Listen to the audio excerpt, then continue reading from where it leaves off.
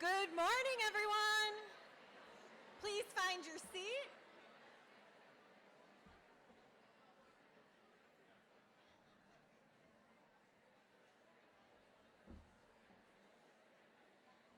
Good morning, MPS team.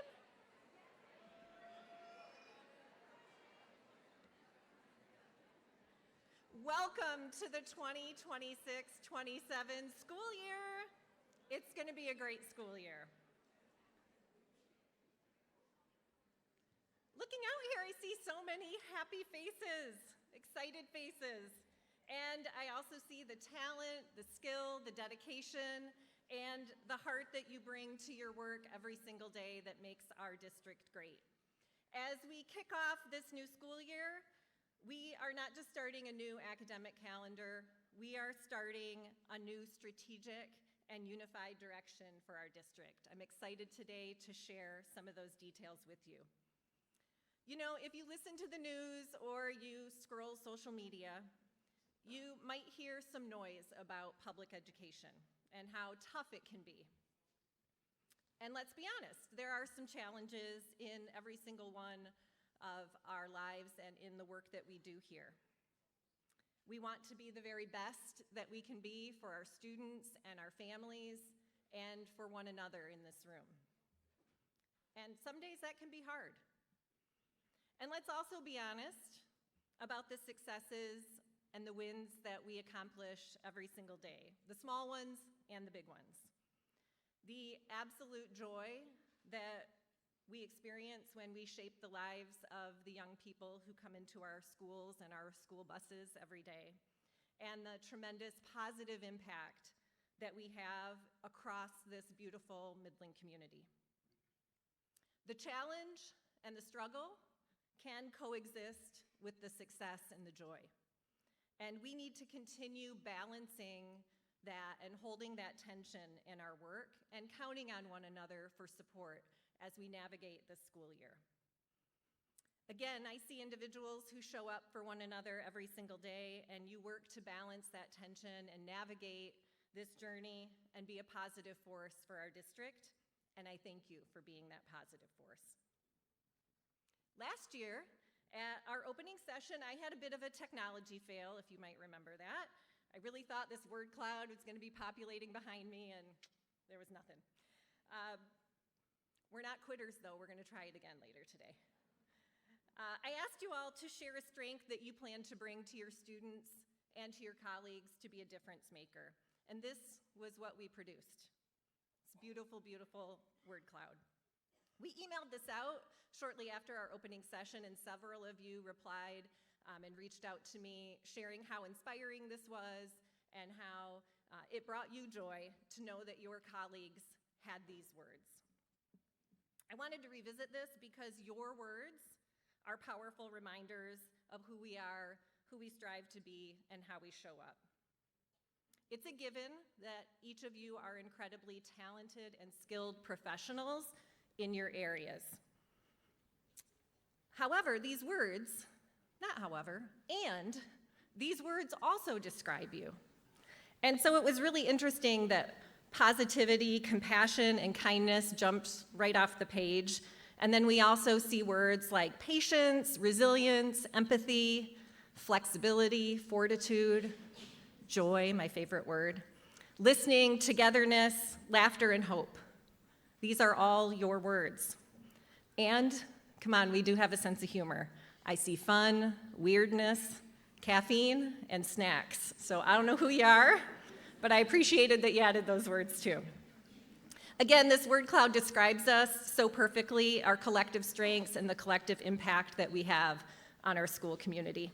So let's hold on to this, all of these words, as we jump into the new school year. Our time together today is sort of what it is each year when we're together. We are going to celebrate our awesome colleagues with some awards. You're going to hear a few district updates. We're going to celebrate a little more. You're going to hear about our new strategic plan and our sinking fund proposal, and then we're going to launch with joy and excitement into the new school year. We want you to leave today feeling valued, seen, and to know that you are appreciated and part of an awesome team that is the Midland Public Schools. So let's get started by introducing some of our special guests. Our Board of Education, we have a few members who are with us today. This team of 7 really embodies who we are also as a district. They work together to make the very best decisions that they can for our students and for all of you, and they show up for us every day in our school community. President Phil Rausch couldn't be here today, but he extends his best wishes for a wonderful school year, as does Vice President Scott McFarland, Treasurer John Lauterbach, Trustee Brad Blasey, and Trustee Mecky Craig. And we have 2 board members with us today who I'll invite up to the stage now, Secretary Jennifer Ringgold and Trustee Ann Horowitz, who are going to share a few words with us.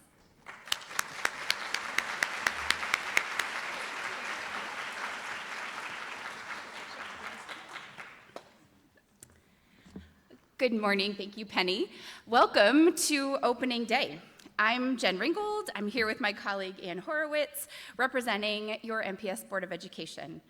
It's exciting to take advantage of this unique opportunity where staff is all together in one place to express our deepest gratitude for all that you do to support students across the district.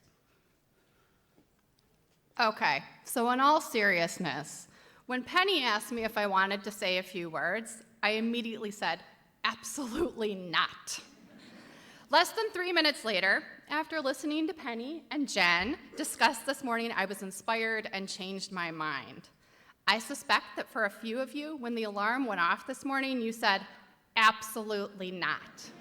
Yet, here you are. Education, as Penny was mentioning, has never been an easy profession, but it's a heck of a lot harder now than ever before. As members of your Board of Education, we recognize today's challenges with technology, literacy, neurodiversity, limited resources, curriculum changes, public opinion, school safety, and so much more. We think it's important for us to name some of those things and acknowledge that when your alarm goes off, you keep showing up anyway, and that matters.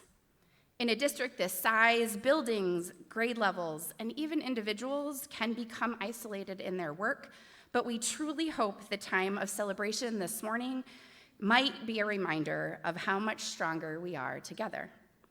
The program this morning, as Penny already mentioned, includes sharing with you new strategic pillars and a vision that will guide us together for years to come, along with a graduate profile that outlines key priorities of what we hope for every learner here at MPS K through 12. We know that these big picture tools only work when we collaborate with every single one of you in this room. Regardless of whether this is your first year or your 30th year as an educator, there's something special about the first week of school. It's because MPS teachers are exciting and inspiring. 1 year or 1 semester can leave a lasting impression on a student. Just ask my friends and family who without hesitation gave me names. Miss Arity, Mr. Worley, Mrs. Tipman, Mr. Jacobs, Miss Hallock, Mr. Neff, and Mr. Chambers, to name a few. After multiple generations of MPS experience myself, I wouldn't even know where to begin to name all of the individuals in this room who have made an impact on my children, my family, and me personally. Thank you for being the exciting, inspiring, and innovative educators that you are. Today, we also have a chance to recognize a few key employees who have exemplified what it means to lead and teach and serve here at Midland Public Schools. But before we do that, Ann and I want to make sure that each of you hear how incredibly grateful we are that you are here at MPS. We are thankful that you choose Midland Public Schools and our students, families, and community every day. We want you to hear loud and clear we know that you are the ones who make learning possible for students day in and day out. Talk to your former students, talk to your family, talk to your colleagues. Stay connected with the people in this room because MPS has amazing educators, and each of you will change lives and make lasting impressions this year. get excited because this is going to be a great year. We are so excited to lead together with you for our best year yet. Thank you.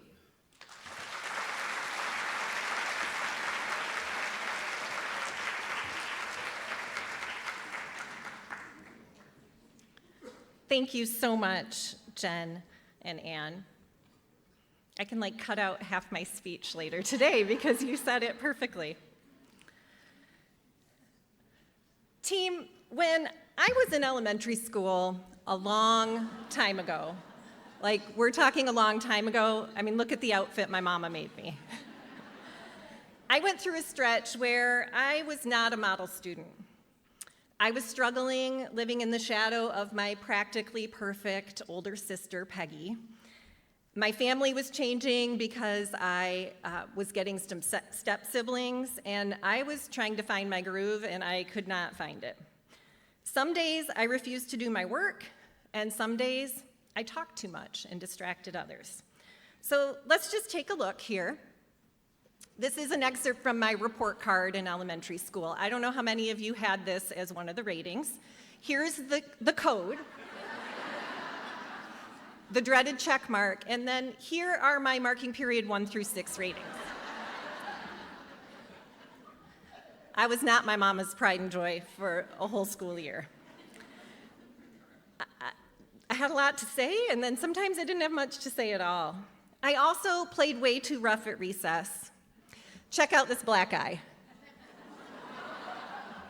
And I don't know who knows how to make those barrettes again, but I want to bring those back. So if you do, I would love those in school colors. I think we could all really rock those again. I see Katie starting saying yes, let's do it. Awesome. Wow, right? I spent some time in the principal's office. I spent some time in timeout. My teacher was doing her very best, and looking back now, she was quite exceptional.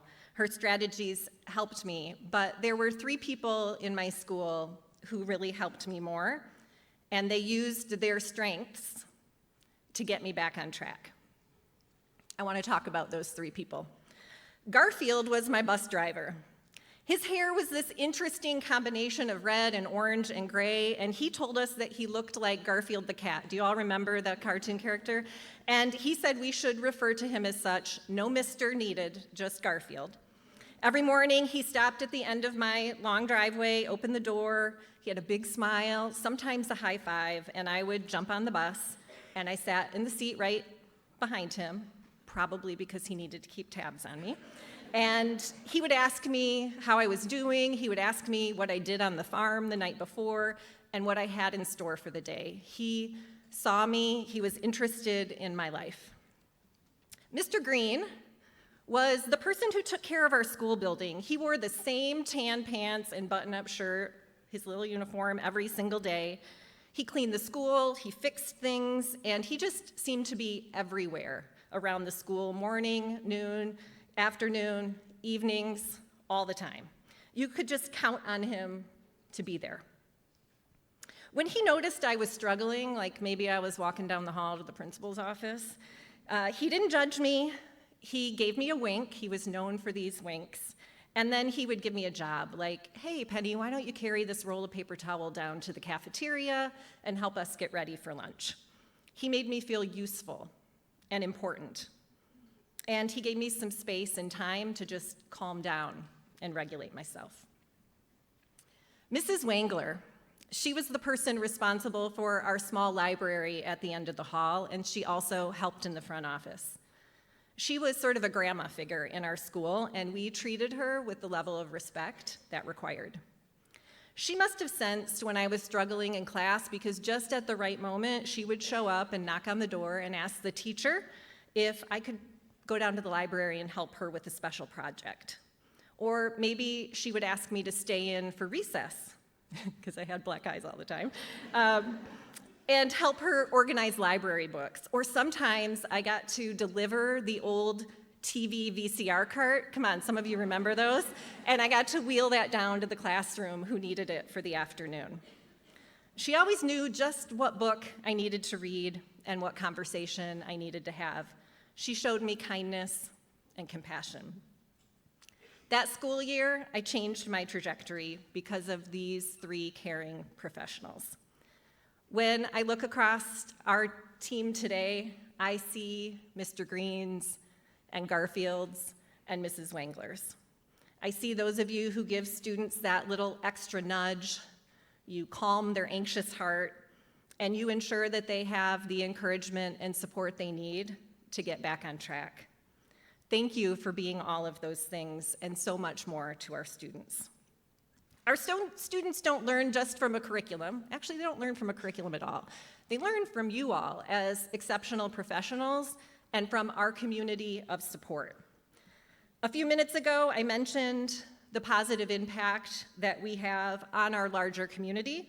We know that strong schools equal a strong, vibrant community.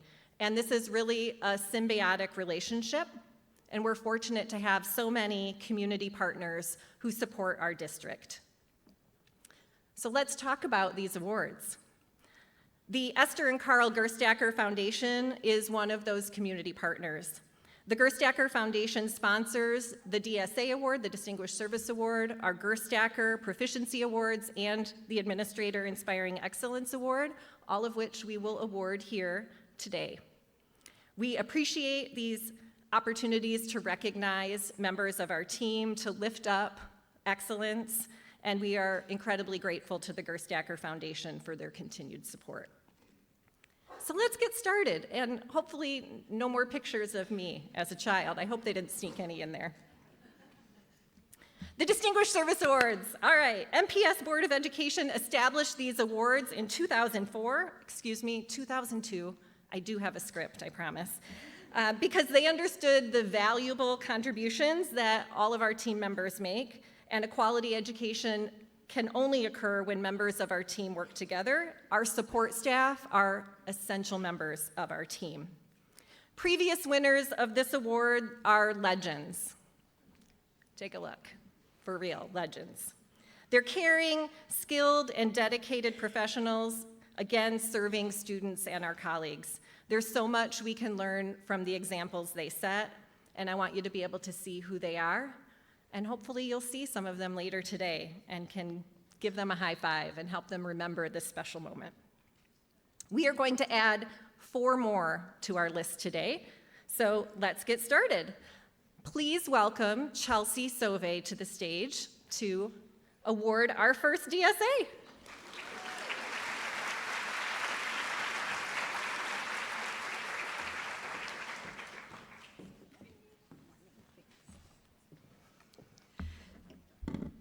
Good morning. As Penny said, my name is Chelsea Sauvé, and I am the proud principal of Central Park Elementary, and I'm thrilled to be presenting the Distinguished Service Award for a recipient from Central Park. Every school has those people who simply make the building a better place to be. They don't do it for attention or praise. They show up every day with patience, heart, humor, and a genuine gift for bringing joy to everyone around them. The person we are honoring today is exactly that kind of educator. She's the person who will pull students to work on reading or math every free moment she gets and somehow make it so much fun that kids actually beg to work with her during their playtime. Whether she's busting out a silly dance, wearing fun spirit gear, or using a hilarious voice to make a child laugh, her energy lights up the room. But what makes her truly special goes beyond academics. She notices kids. When she sees a child needs a little extra support, she's right there, sitting on the floor beside them, checking in, or taking them for a walk when they need a break to regulate. She makes kids feel seen, supported, and cared for. She's also a leader among her colleagues. People regularly come to her for advice, encouragement, or simply because they just need a good laugh. She's an incredible collaborator and communicator, and everything she does comes back to one thing: what's best for kids. The teacher she works with shared something with me I think perfectly captures who she is. Every year, she takes it upon herself to create a video filled with pictures and memories from the school year. At the end of the year, the class watches it together and celebrates all the moments they shared, creating something they can cherish forever. She is always looking for ways to celebrate our kids and make our experiences memorable. Her sister shared that outside of school, our honoree grew up in Southern California. As one of 6 kids, she has always been creative, loved drama and music, and has a passion for photography. She and her husband have been married for over 30 years, and today she's enjoying life as a grandma. She also has an incredible sense of humor. The best example of that was at last year's Central Park holiday party. For those who are there, you know what I'm talking about. The karaoke song that she sang, it was legendary. And her heart for others extends beyond our school. She spent years volunteering for the American Cancer Society and Relay for Life, advocating for families affected by cancer. And rumor has it, if you need a winning raffle ticket or a pink t-shirt, she's your girl. She's been part of our district for more than 10 years, beginning at Carpenter Street School and transitioning to Central Park Elementary. Since her start at MPS, she's made a lasting impact on the hundreds of students' lives she has worked with. It is my absolute privilege to present this year's Distinguished Service Award to someone who brings warmth, humor, and an endless amount of joy to our school. She loves our kids fiercely, supports her colleagues wholeheartedly, and makes Central Park a better place just by being there. Please join me in congratulating Miss Jennifer Dockham.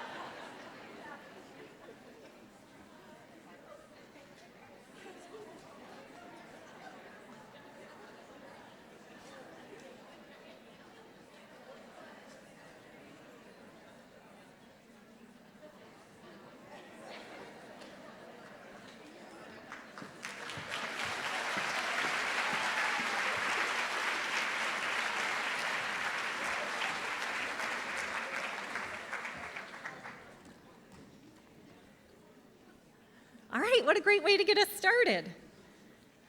Our second recipient, we're going to hear about this person from the principal of Northeast Middle School, Keith Seibert. Yep. Good morning. Good morning. I take great pleasure in having the opportunity to present a Distinguished Service Award to one of our Viking staff members.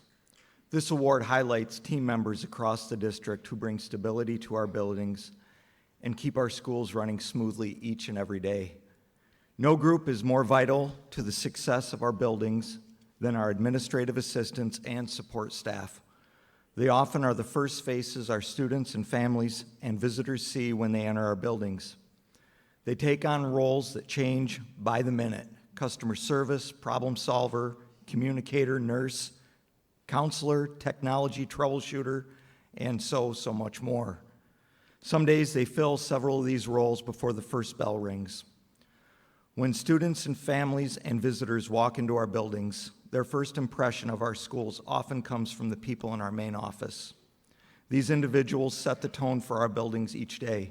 They welcome people with kindness, respond with professionalism, and provide the support that allows everyone else to do their jobs more effectively. There is no better example of dedication, dependability, and genuine care for others than our Viking honoree today. This individual has served Midland Public Schools for 26 years. Throughout her career, she has supported students in many different ways, beginning as a paraprofessional working directly with individual students and now serving our Northeast community in the main office. While her role has changed, one thing has remained constant: her commitment to helping others. This staff member brings a calm presence to our building. In a place where unexpected situation happens constantly, she responds with patience, kindness, and a willingness to step in wherever she is needed. Whether she is supporting students, assisting staff, or helping families, or handling many daily challenges that come through the office doors, she can always be counted on. Many people have shared how much they appreciate her dedication and support. The words that consistently come to mind are dependable, caring, patient, and kind. She is the type of person who quietly makes a tremendous impact, often behind the scenes, but whose contributions are felt throughout the entire school community. I am honored to present a Distinguished Service Award to a true Viking, a valued colleague, and someone who represents the very best of Midland Public Schools. Please join me in congratulating Sandy Egley.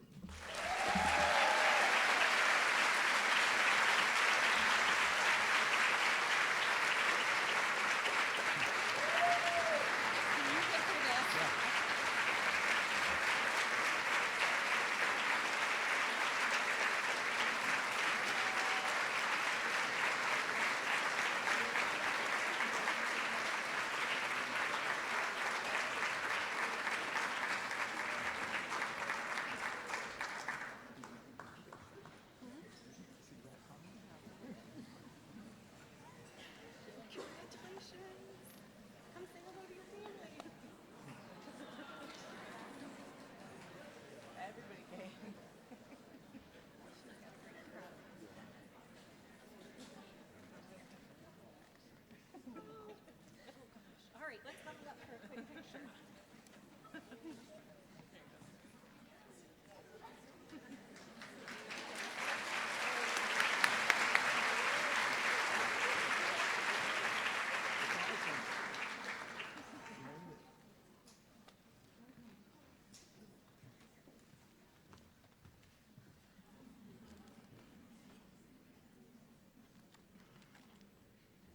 All right, we're on a roll. Our third Distinguished Service Award will be issued by Principal Tila Sherman.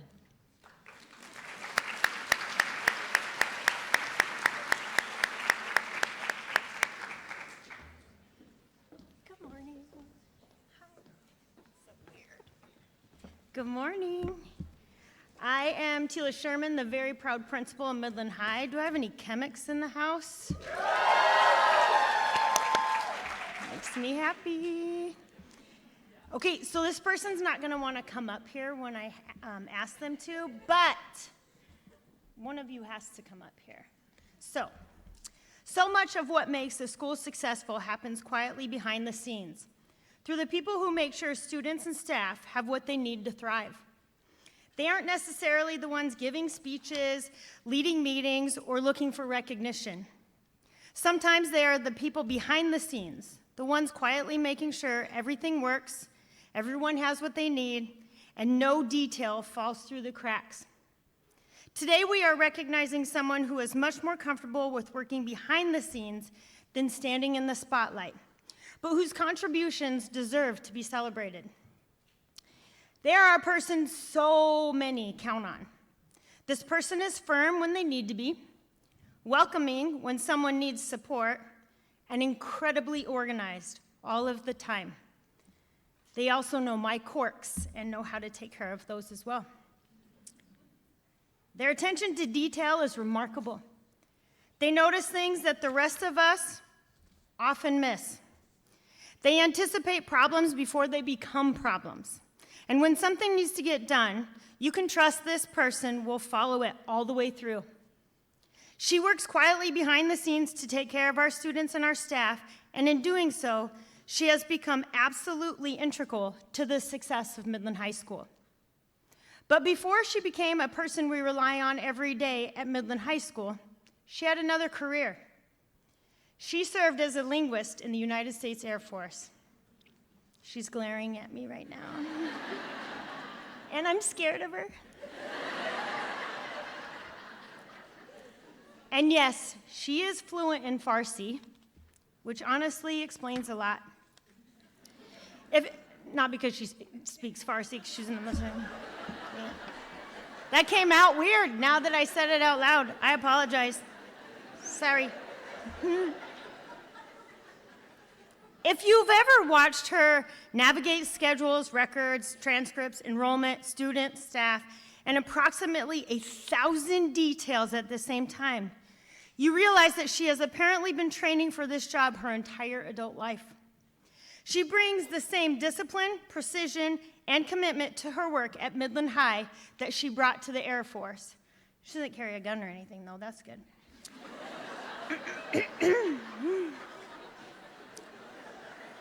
But perhaps what I appreciate most is that she doesn't do any of it for recognition.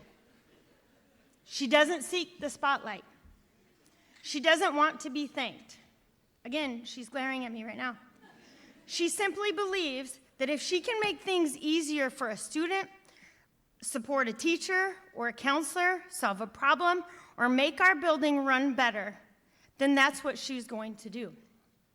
And while she may prefer to stay behind the scenes, the impact of her work is anything but.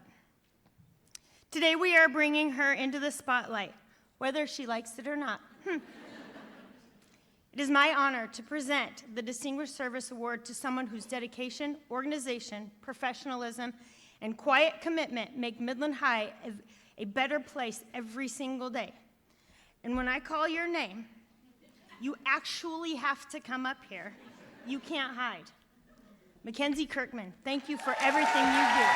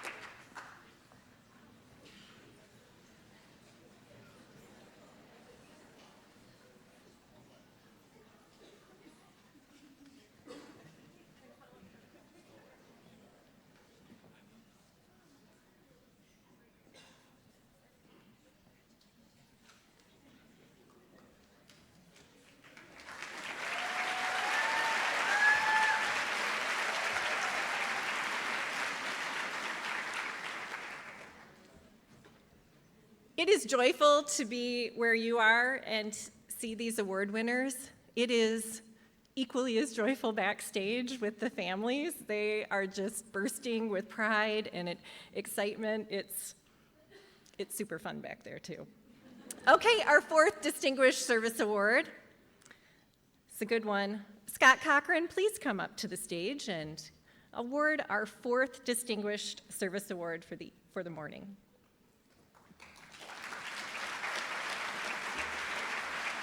Good morning.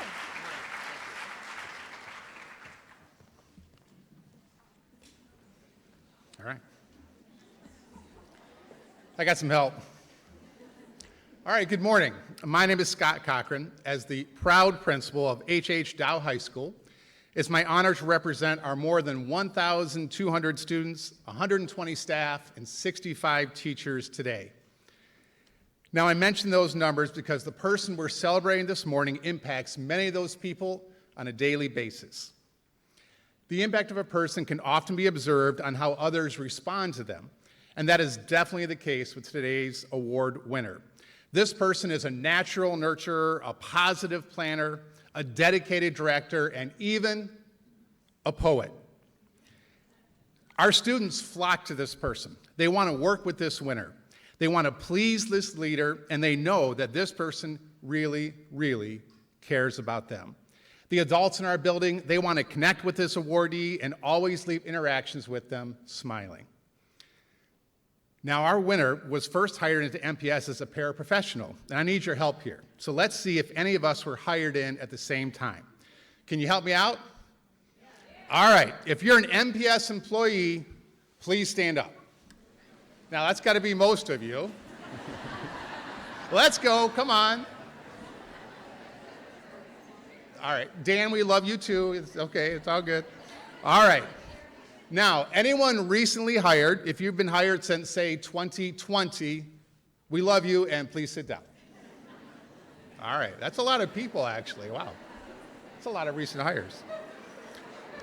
All right, if you were hired between 2010 and 2019, please sit down. All right. That group includes me. I was hired in 2010. I told my wife I was going to sit down on the edge of the stage, and she said no. I said, okay. All right. Anyone hired in the aughts, 2000 to 2009, please sit down. Okay. Not too many people left. All right, if you were hired in 1990 to 99, please sit down. Okay. All right. All right. Anyone hired in the 80s, please sit down. All right, I see you there. I see you there. Cyndi Lauper, all those. All right, good. All right, who's left? Beth, I see you there, Beth.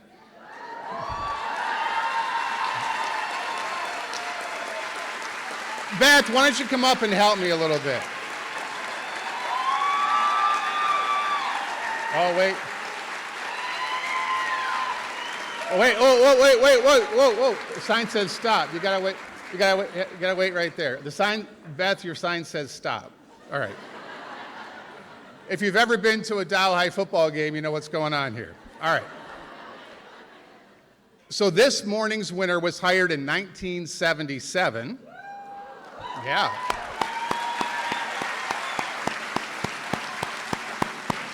I wonder who it is. And she was a wonderful paraprofessional at 3 of our buildings, at Siebert, at Jefferson Middle School, and at Dow High School. She also coached at Dow High, leading many of our student athletes over the years. She's won many awards, including the Lloyd Osborne Award for Leadership in the Midland sports community, the 25 Charger Champion Award from the Dow High Athletic Boosters, and she's already a member of the Dow High Athletics Hall of Fame. I know I look forward to working with this person every day, and I know many others do too. And Kevin, help me out here. Yeah. Good morning. I'm Kevin Schwedler, Athletic Director, Assistant Principal at Dow High School. If you spent time at any Dow athletic event, you'll know this person is often one of the first to arrive and one of the last to leave. They make sure our facilities are ready, our teams are taken care of, and our visiting schools feel welcome. They also make sure all the game workers don't go hungry and are covered with a concession stand voucher, in which, if you look at our booster budget, we lose money in concessions.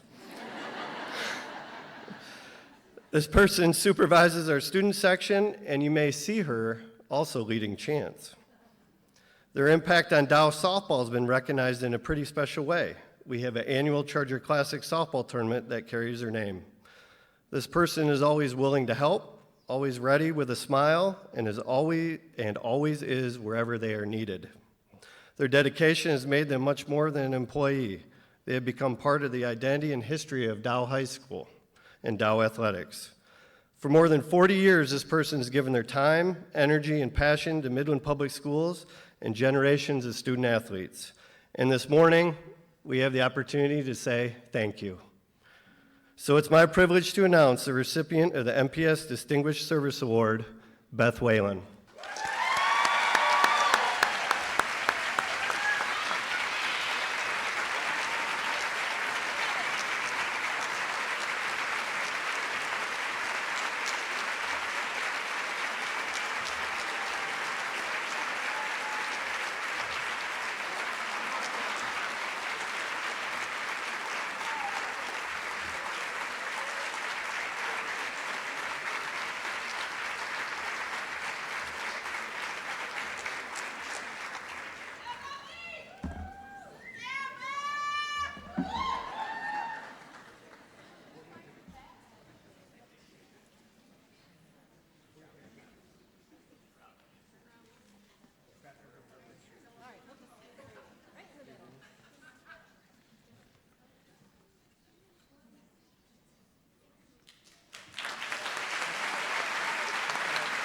I kind of want to keep You this. can keep it, yeah, you can.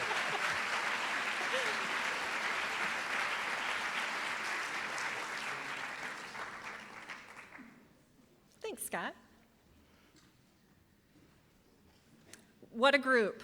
What a group of four to add to that long list of Distinguished Service Award recipients. Let's give them one more round of applause.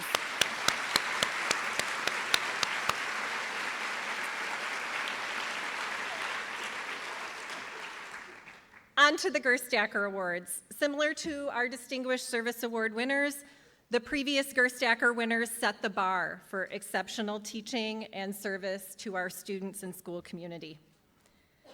As I have each year, I challenge you to connect with one of these previous award winners. Again, some legends up here. Strike up a conversation. I am certain that we all have something to learn from these colleagues. So let's see who we're going to add to this list. Team, I am happy and thrilled to introduce to you the MCEA President, Jerry Lombardo, who will lead us through our Gerstacker Teacher Awards.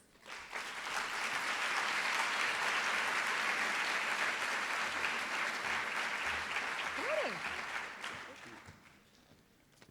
Hello, everyone. How are we today? I know. Well, good morning and welcome back. Before I get started, can we have, I think we have 20 new hires for Midland Public. Can we have you stand?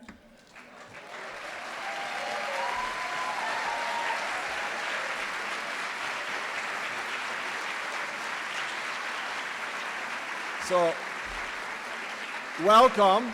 And of those, if you're a brand new teacher, will you stand as well?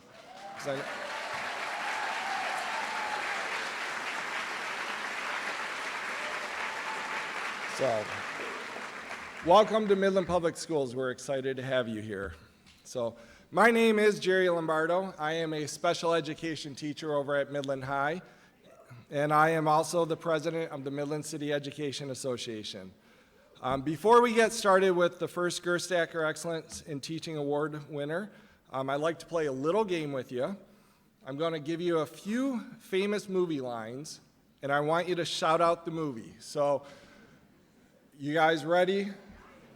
I want you to shout them out loud, okay? All right, start with an easy one. I'll be back. There we go. You're going to need a bigger boat. So you're telling me there's a chance. Dumb and Dumber. All right. Okay, for the younger teachers, to infinity and beyond.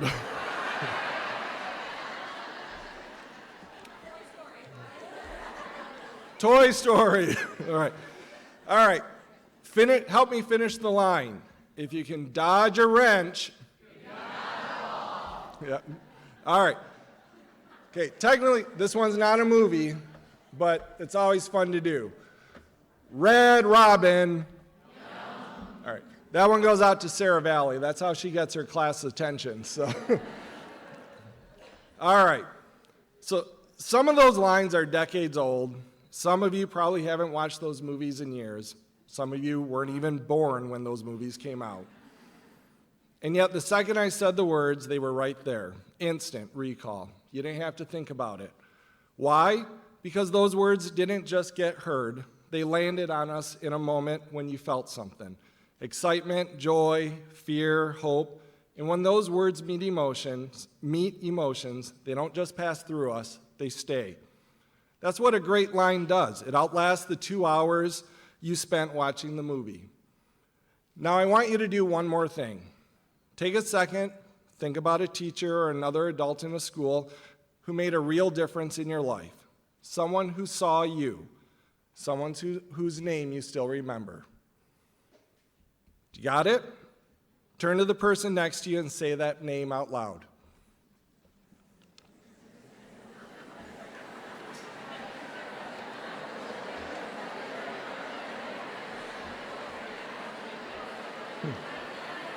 All right.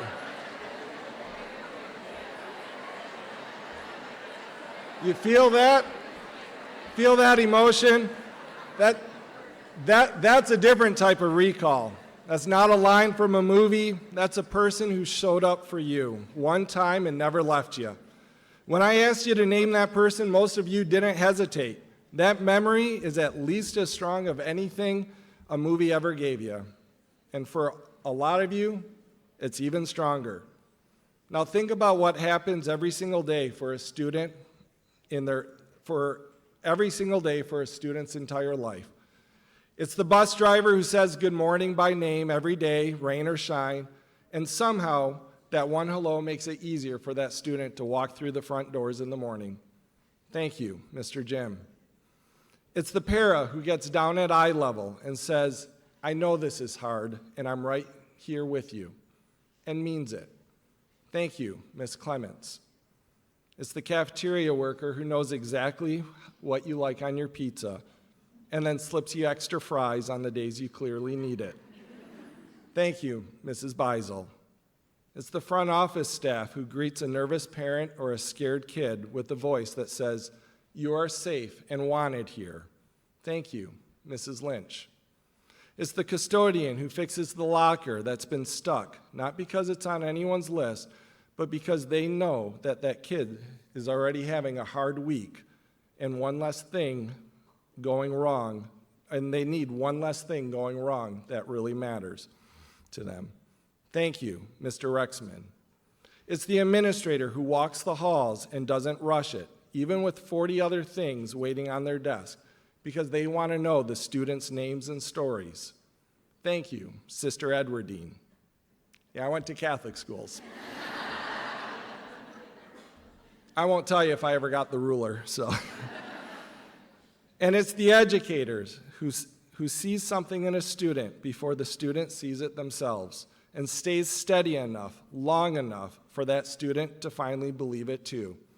Thank you, Mr. Pettyplace. None of you get a script. None of you get a second take.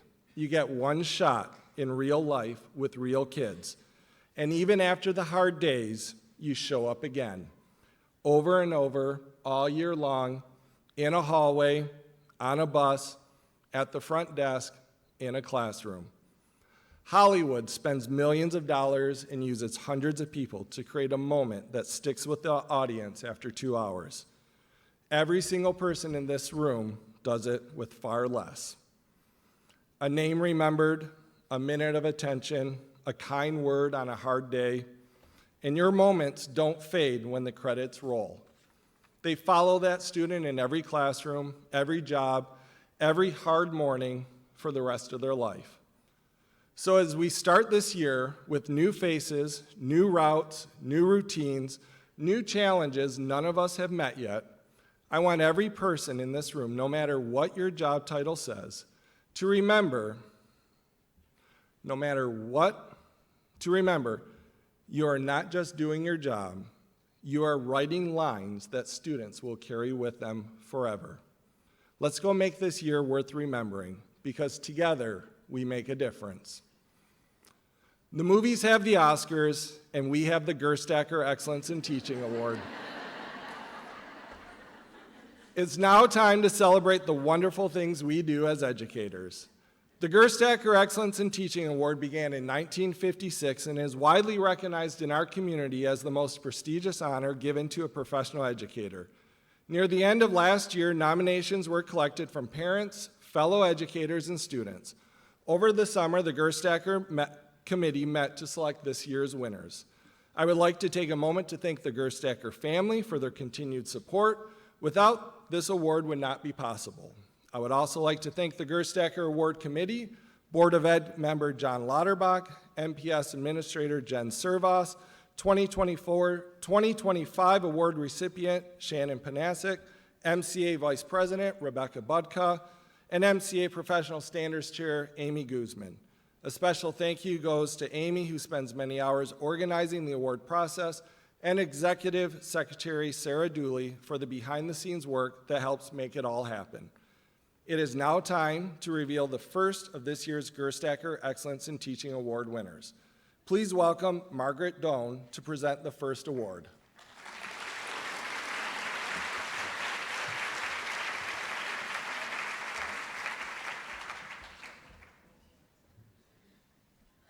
Good morning. My name is Margaret Doan, and as the principal of Plymouth Elementary, I'm truly honored to present one of our elementary Gerstacker winners for the 2026-2027 school year. This recipient holds a very special place in my heart because I've actually had a front row seat to her entire career. She started right here in Midland as a student teacher in a 5th grade classroom at Plymouth. Now, to be clear, I wasn't the administrator then, and I wasn't even her host teacher. But I wanted to make sure that I captured the entire impact that this amazing person has had while at Midland Public Schools, so I reached out to her host teacher. Her host teacher shared, "I was reluctant to take on the responsibility of a student teacher. I myself was new to teaching 5th grade and wasn't confident that I was the right person to be her mentor. This person arrived, small in stature, with a feather attached to her hair. She instinctively knew how to build relationships, she understood the importance of building community within the classroom, and she had a host of creative, collaborative teaching strategies ready to share with our students. I watched this young, gifted student teacher mingle among the 5th graders, clipboard in hand, checking students' understanding of a concept introduced. I watched her work in small and large groups. I watched her address student needs with parents and support staff. I watched her blossom and own the role of teacher. I witnessed firsthand the successful teacher that you honor today. Within 2 weeks of being in my classroom, every 5th grade girl had a feather attached to her hair." Now, I had that front row seat because I was teaching 5th grade at Chestnut Hill during her student teaching days. And since we were only 5 years apart, I feel like we hit it off right away during those curriculum planning meetings that we used to have. But I do remember a specific moment that solidified our friendship, and I like to refer to it as the minivan moment. One time at a curriculum planning meeting, I overheard her say that she didn't have a ride home after needing to drop her car off at Bell Tire. So looking back now, I realized that I didn't really know her that well, but I think much like the 5th grade girls, I was kind of enamored by that whole hair feather look. And so I quickly volunteered, I can come get you, that's no big deal. And she accepted my offer. So that meant I loaded up my 2 very young children into my sweet silver minivan, and I drove off to the tire shop. I picked her up, and I'm telling you, you guys, there is nothing that will make or break a new friendship like an 8 to 10 minute car ride with arguing, talkative toddlers and mashed up graham crackers and goldfish between the seats. Fortunately for me, this marked the start of our real friendship. The connection only grew as she officially joined the ranks. After her student teaching ended in 2012, she was hired at Carpenter Elementary for a year before finding her way back home to Plymouth, and she eventually took over that very 5th grade classroom where she had started. Back then, she still didn't look much older than the students themselves, but she had moved from that hair feather to this really rebellious blonde chunk in the front of her hair with the rest of it dark. However, despite that trendy look, she did command the classroom with grace and high expectations, and she quickly became known as a rock star on the legendary team alongside Mark Naffey and Melissa Ahern. Mark and Melissa still speak of those years with fondness. They remember the trips to Mystic Lake, the post-school step aerobics, and supporting each other through weddings and new babies. Mark and Melissa both agree that she poured her heart into the work, even if sometimes you did have to look twice to find her because she blended in with the 5th graders. I was lucky enough to witness that rock star dynamic firsthand during my 1 year as interim principal at Plymouth, just before that team moved over to open Central Park in 2017. To share more about the next chapter of this Gerstacker's journey, I'd like to invite up Central Park Principal Chelsea Sauvé.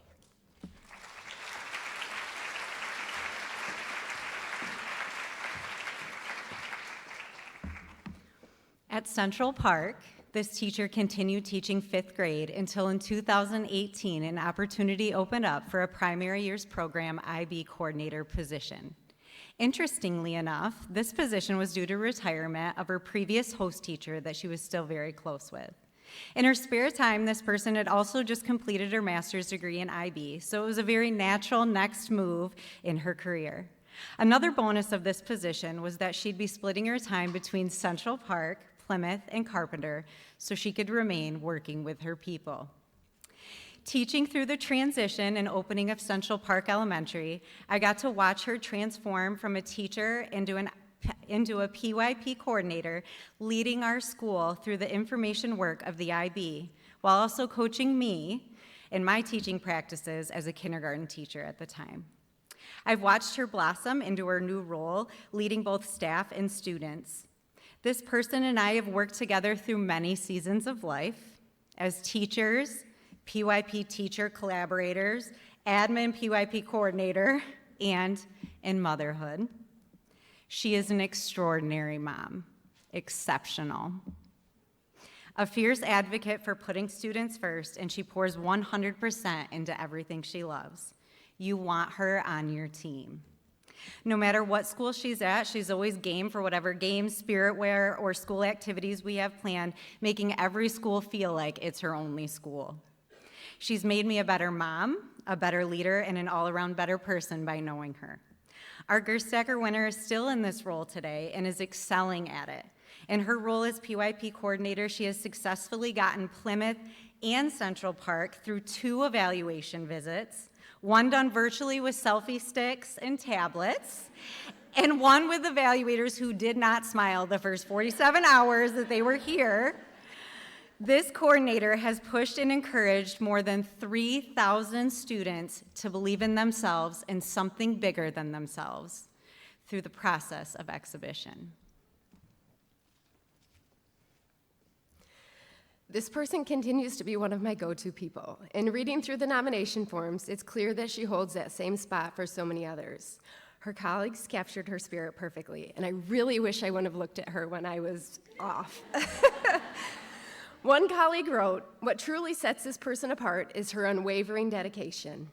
She regularly goes above and beyond her role, whether that means stepping in to support a classroom, collaborating with teachers to problem solve, or ensuring that every detail is thoroughly and thoughtfully considered.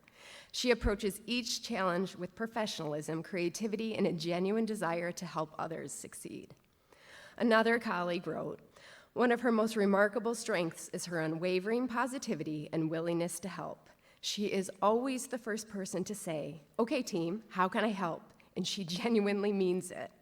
Her supportive mindset ensures that teachers feel seen as well as heard. Whether assisting with classroom needs, helping solve unexpected challenges, or offering encouragement during busy or stressful times, she consistently steps in with enthusiasm and care.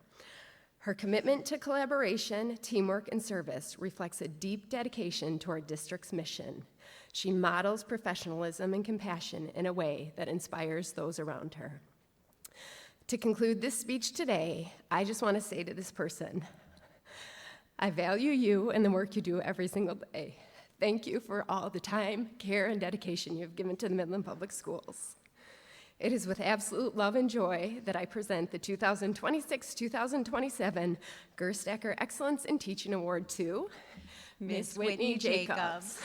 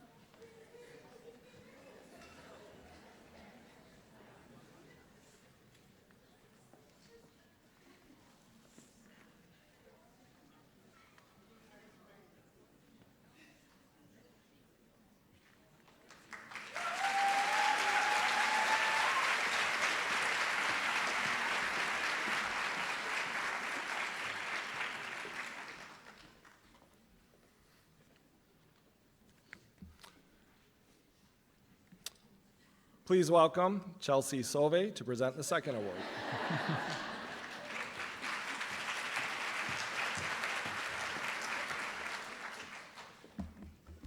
I promise this is the last time I'm up here.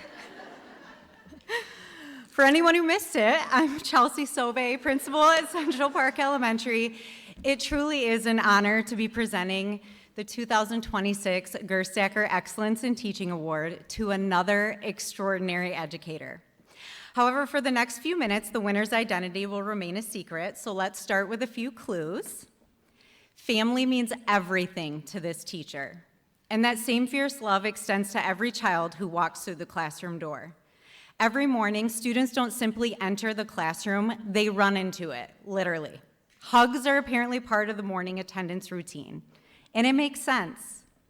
This classroom is defined by parents, students, and colleagues as a place of warmth, humor, and joy. It strikes the perfect balance, structured, intentional learning built on a foundation of mutual respect and clear expectations. In this classroom, students don't just feel safe and known, they feel empowered to take risks and confident enough to step outside their comfort zones. Who else could take a classroom holiday elf or a springtime peeps taste test and turn it into a legit lesson in data collection and graphing?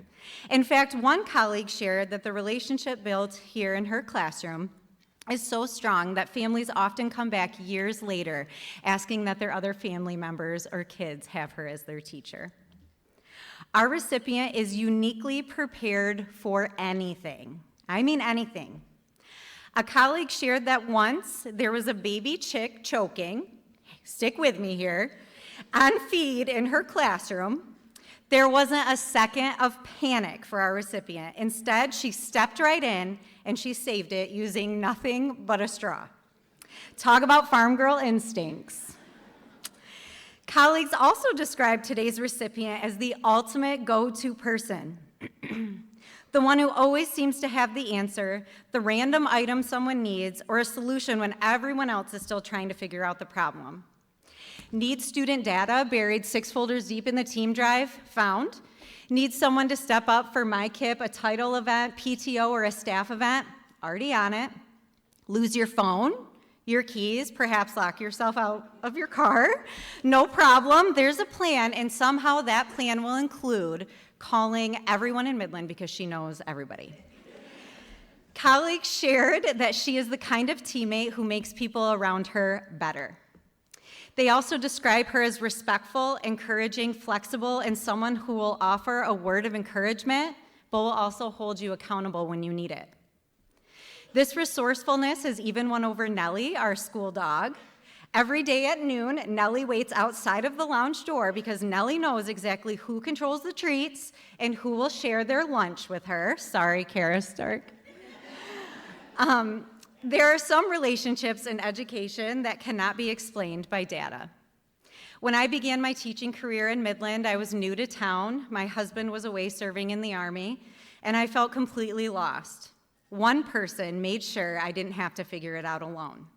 She got me out of my shell, encouraged me to take risks, and helped me believe that I had something to offer.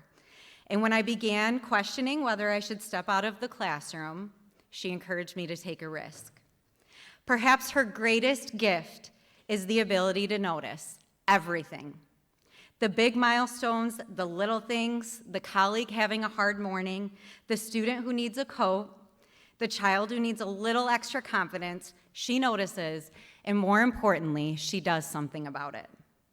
As a mom, I'll never forget the impact she had on my own son. While he had many great teachers, there was a time he struggled with confidence. Through her patience and genuine care, she helped him rediscover his strengths and the joy of school, sparking a love for writing that carries with him today. Years later, he still speaks fondly of her. Sometimes a teacher enters a child's life at exactly the right moment, and for my son, she was that teacher. That's the true impact of an educator. You all, have the power to change what a child believes is possible. What a beautiful gift we have to get a new beginning every year and an opportunity to leave an imprint on someone's life. Now, for anyone still putting the pieces together, here's some final clues. Today's recipient earned a degree from Saginaw Valley State University. Since graduating, she's dedicated her career to elementary education. Her journey with MPS began in 2013 at Carpenter Street School, where teaching first grade became her home.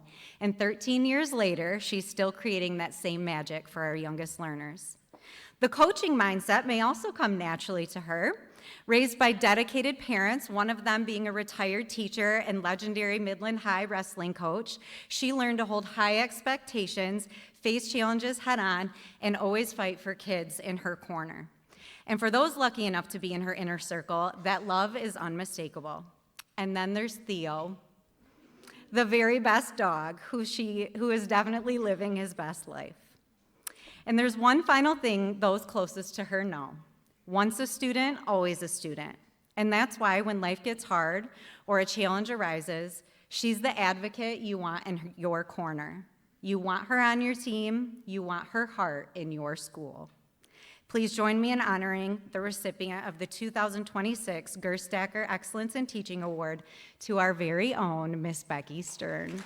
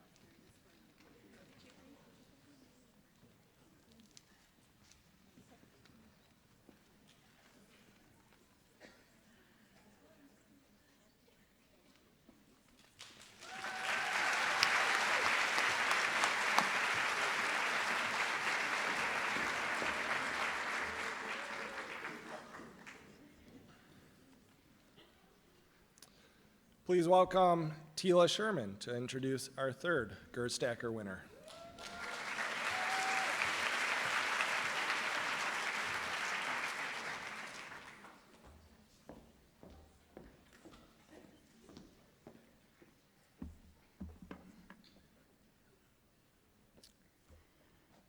This is Jayla. Jayla graduated from Midland High School this past spring. Jayla also did just about everything she could not to walk across that stage last spring. There were multiple occasions when one of our assistant principals, Matt Wenzel, and I would sit with her trying to convince her that dropping out was not an option. At one point, I was calling her at 7 a.m. every morning to get her to get up and get to school and let her know that people loved her. There were difficult conversations, setbacks, and moments when it would have been easy to think, maybe this just isn't going to happen this year. But this picture isn't about me. It's not about Matt Wenzel. It really is. We tried everything and nothing was working. Behind this picture is a teacher who stepped in when what we were doing was not enough. Once Jayla was placed in this teacher's class, the teacher refused to walk away. They kept showing up during lunch, during prep, after school. They kept fighting. Getting Jayla across that stage was monumental. And when I look at this picture, I am reminded of exactly who and what we are sacrificing as educators. This is why we do what we do. This is what excellence looks like. You see, being a good teacher is more than being an expert in your content. And being an excellent teacher requires something substantially more. It requires sacrifice. An unwavering belief that every student is worth the effort.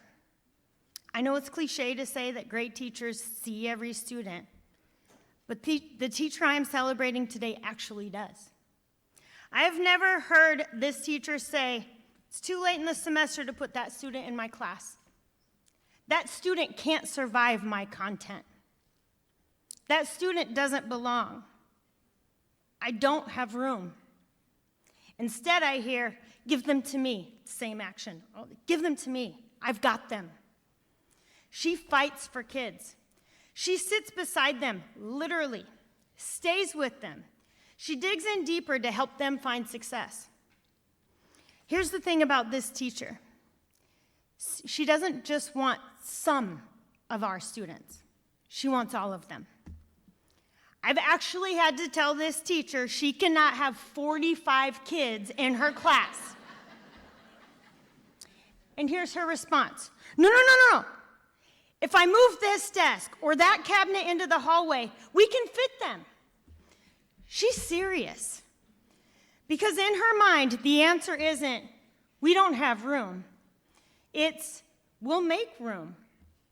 And isn't that what we hope every student experiences in a school? Not, you don't fit. Rather, we'll make room for you. You'll find this teacher at games, future freshman night, countless extra events, and working throughout the summer. You'll find her in the school store, turning merchandising and marketing into real-world learning. I can't see her. Teaching students how to communicate, sell, interact with customers, and take pride in something they've created.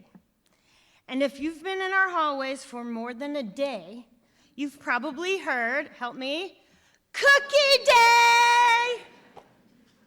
And often, right beside her are our students in our ESA programming learning how to greet customers, market the cookies, dance to blasting music, and be a part of a team. Because for her, inclusion isn't a program or an initiative. It's not a buzzword. It's simply who she is. She sees a student who needs a place, and she makes room. She sees a student others might have given up on, and she says, I've got them. And she believes with her whole heart, every student will graduate. Not because she lowers expectations. She doesn't. She holds students to the high standards because she believes they are capable of reaching them. She simply refuses to let a student's struggle, become the end of their story. That is excellence. Sometimes it's moving a desk to make room for one more student. Sometimes it's sitting beside a teenager until they finally understand. And sometimes excellence is simply refusing to give up. This picture of Jayla is why this matters. Is it still up there? Because somewhere in this picture, and many more like it, is a student who almost didn't make it. And behind that moment was a teacher who refused to let her give up. This teacher doesn't just teach students, she claims them. She believes they belong.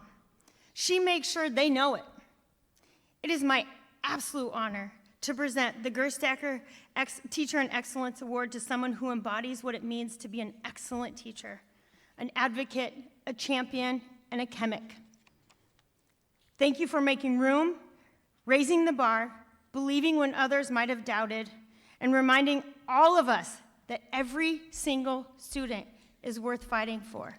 Missy DeBoer.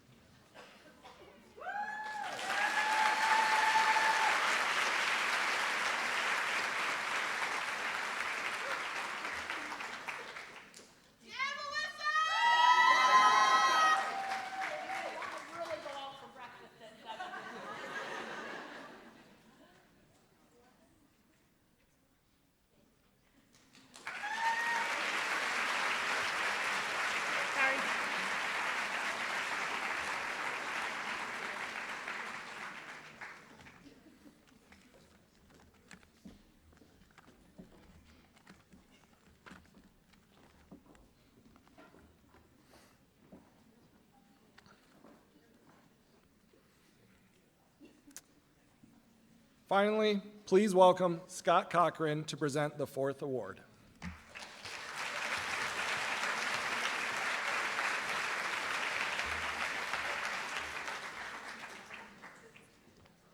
Thank you, Jerry. Good job, Tila. That was awesome. And way to go, Missy. Lights, camera, action. All right. I just wanted to set the stage for you as something truly special is about to happen. We're going to recognize someone who is absolutely a dynamic, dedicated, creative, incredibly knowledgeable, thoughtful, inspirational, motivated, and caring teacher. I'm out of breath. That was a lot of adjectives. Students flock to this teacher. Parents sing the praises of this teacher's work. And we are truly blessed to have this award winner working in our building. As you know, my name is Scott Cochran, principal of H.H. Dow High School, and I'd like to extend my thanks to everyone that makes this beautiful event possible. Teachers are the true heroes. We know that. And through recognizing excellence in teaching, we are uplifting all teachers, all educators, and that is a worthy pursuit. I was told that language was too stuffy. So my 18-year-old high school senior son would say, "It's chill." That's like the ultimate compliment. So recognizing teachers, it's chill. All right. So Dow High's award winner today leads a vibrant classroom, one that is full of color and energy, and it's a place where students are challenged and supported on their journey to success. And the results, they're obvious.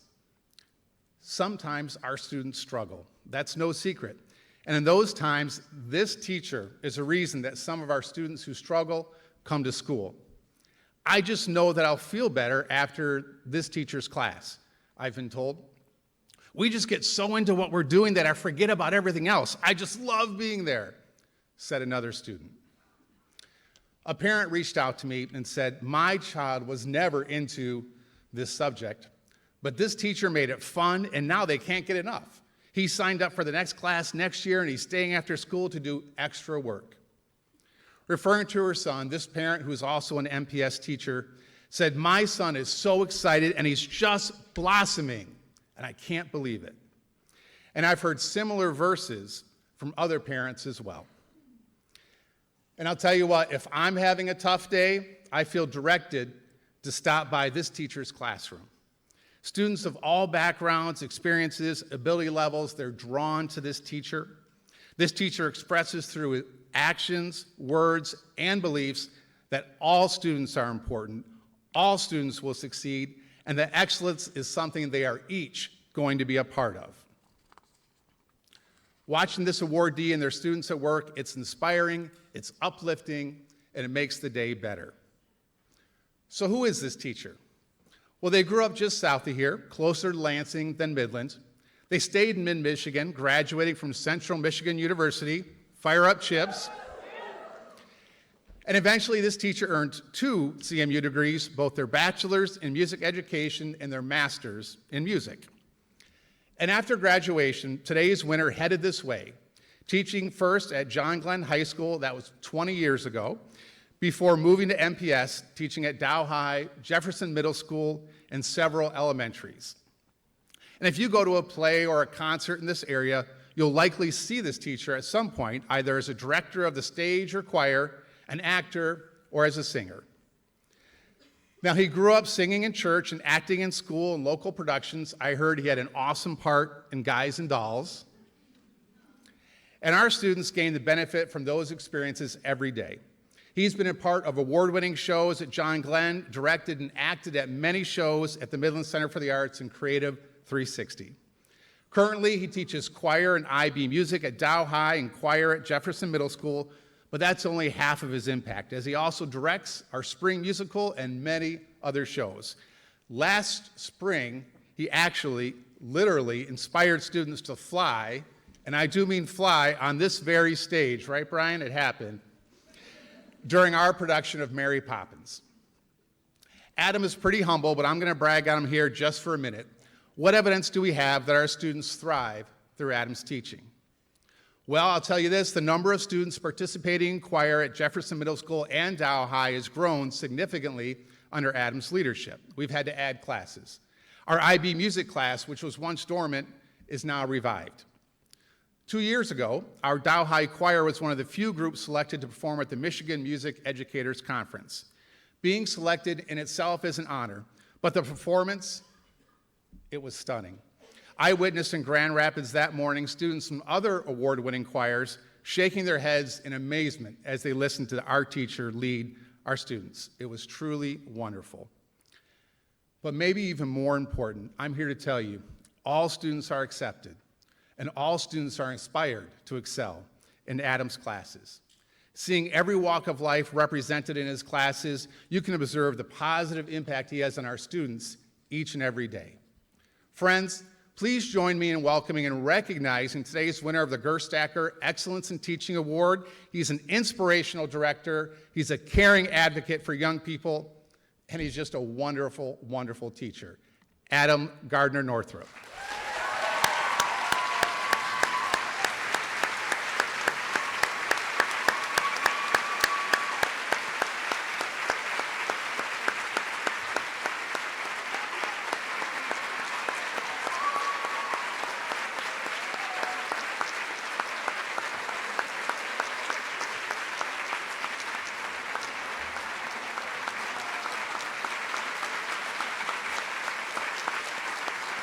And a proud father to Zach, of course.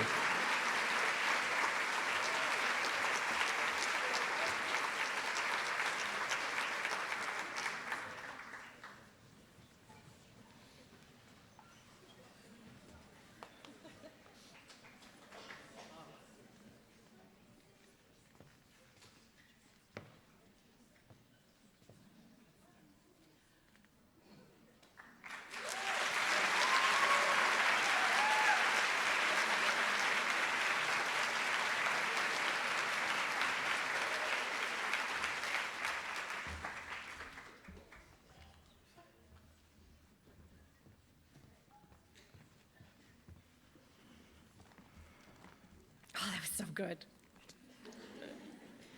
Oh, and here we have all their faces again. One more cheer for them.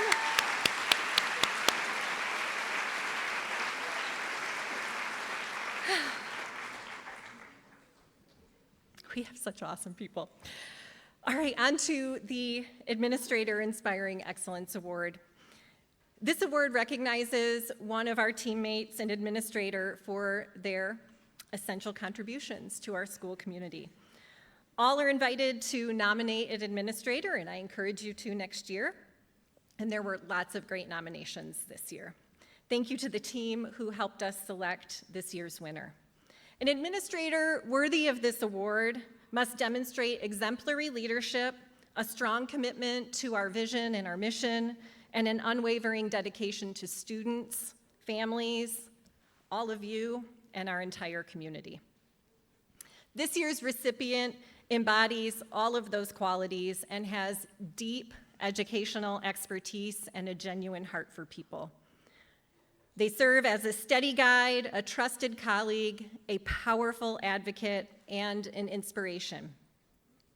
This administrator views leadership not as a destination of authority, but as a call to serve others, and it shows in their actions every single day. Building authentic relationships is at the core of this person's work. Through those relationships, true collaboration is sparked across every building in our district. And again, through that collaboration, they lead for system change to ensure that our school environments are the absolute most inclusive they can be to support the success of some of our most vulnerable learners. Navigating the increasingly complex landscape of education, this person takes challenges head-on while remaining absolutely student-centered in their actions and their decision-making. They have the unique ability to effectively manage that tension between system pressures of compliance and the need to really do what is genuinely best for students and for our staff.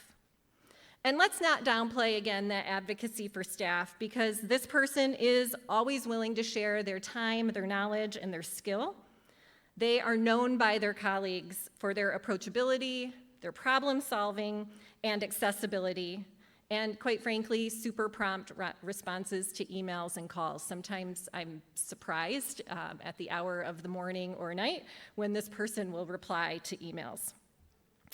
This leader creates an atmosphere where people feel truly valued, and they are their team's biggest cheerleader. Even though not every situation has an ideal outcome, there is a commitment to communicating with empathy and compassion and providing support. During a particularly stressful software implementation recently, this leader worked tirelessly to assist the team in ensuring that the process worked. They offered individual training sessions, they recorded some instructional videos, created useful guides, and actually sat alongside individual team members to ensure that they knew how to use the system. Not only does he advocate for his staff, but he is a forward-thinking visionary who has helped prepare our district for future-focused creative staffing solutions.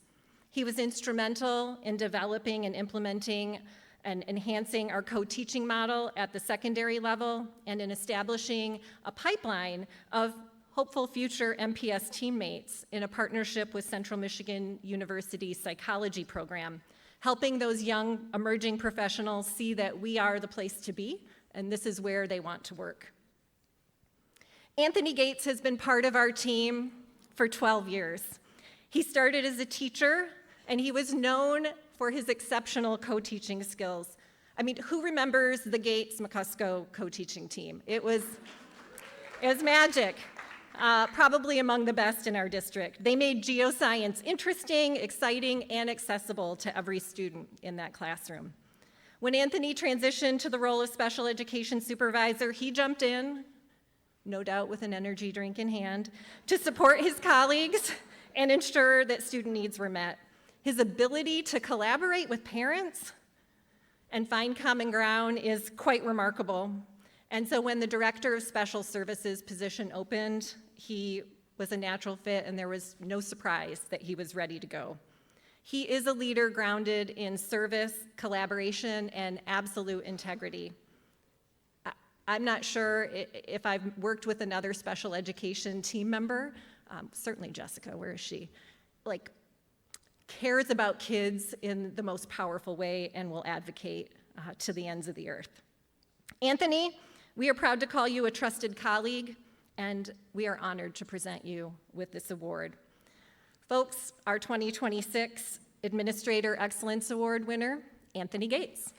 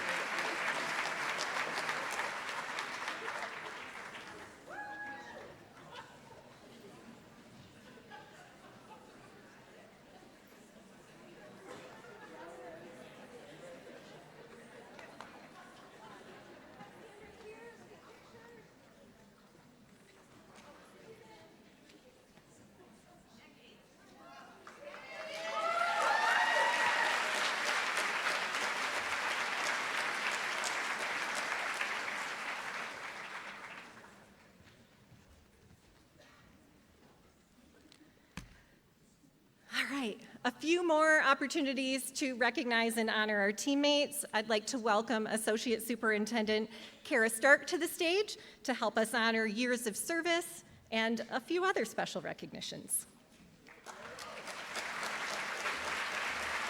Good morning. Right, good morning. So today I have the privilege to announce our MPS employees who have completed, we'll start with 10 years of service as of June 30th, 2026.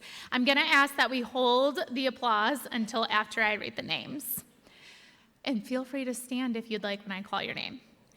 Jennifer Armstrong, Gary Buckley, Clay DeJong, Tracy Ecker, Catherine Hilliard, Joanna Hewitt, Sarah Cooch, Amanda Laddick Guthrie, Amy LeMay, Erica Lampier, Mary Lowers, Anna Mamasian Tyson, Ann McKee, Marissa Poole, Angela Praney, Julie Russell, Carrie Schloff, Tila Sherman, and Kelly Scott. Congratulations.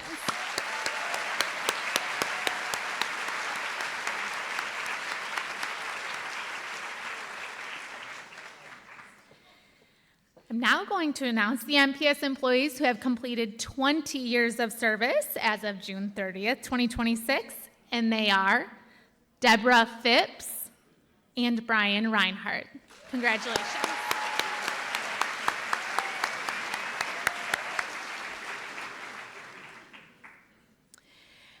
MPS employees who have completed 25 years of service are as follows: Bobby Arthur, Sandra Egley, Jason Jahoski, Anna Geib, Emily Gerkolski, Stacy Hill, Becky King, Yang Lepofsky, Elaine Mahabier, Kimberly Outinen, Amy Rankin, Terry Schwarzkopf, and Vicki Tandak. Congratulations.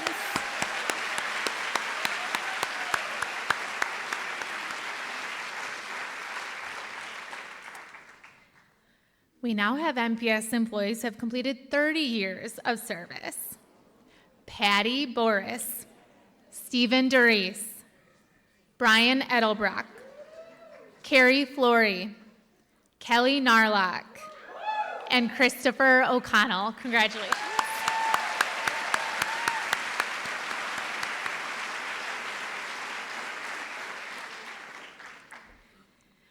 Now we have MPS employees who have completed 30 plus years of service as of June 30th, 2026. They are, and feel free to stand, no one's standing, Heather Aviles,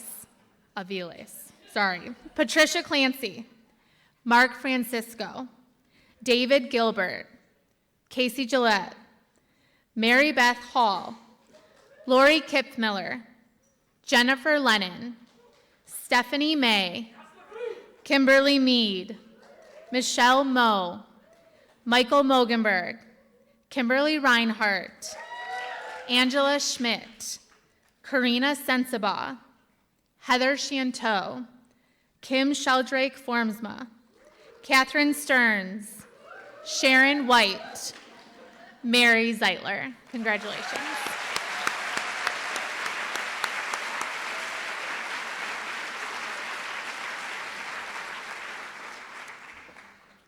And we also have an MPS employee who has completed 40 plus years. We have Lori Kazmarek with 42 years of service. Congratulations.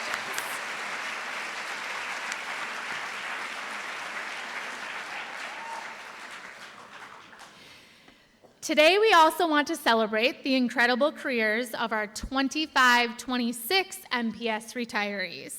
So please join me in wishing these retirees a happy and fulfilling retirement. We are going to recognize them right now, and we will hold the clap till the end.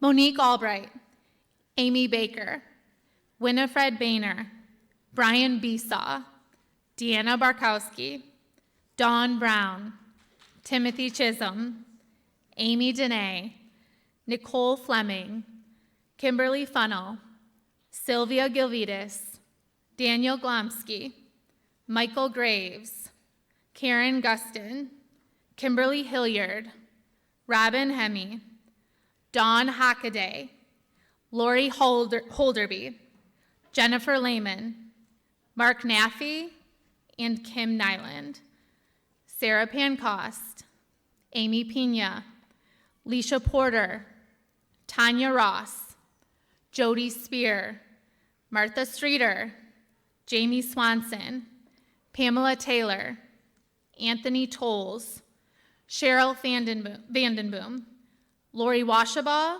and Joni Wing. Congratulations.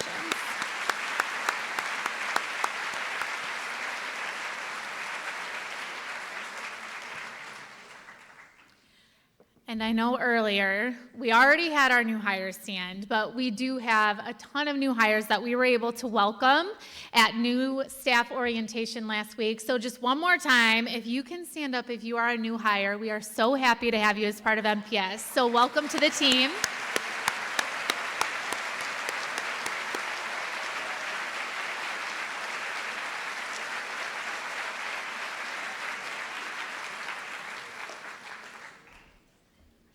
All right, so we are going to now have Penny come back to the stage for strategic plan.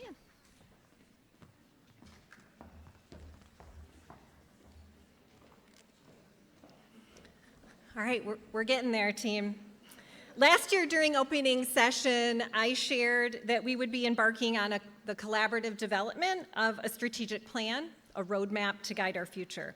I committed to you that our plan would be, and I actually went back to listen to my words, aspirational yet practical, future-focused while honoring our current success, and centered on what our team needs to foster student success and operational excellence.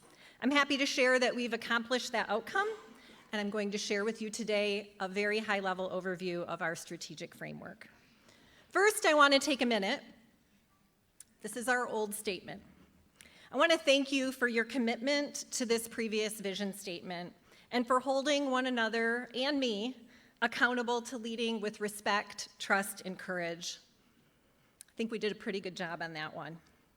This foundation has served us well, and we will see many of these elements woven into our new strategic framework because these elements are still important to our school community.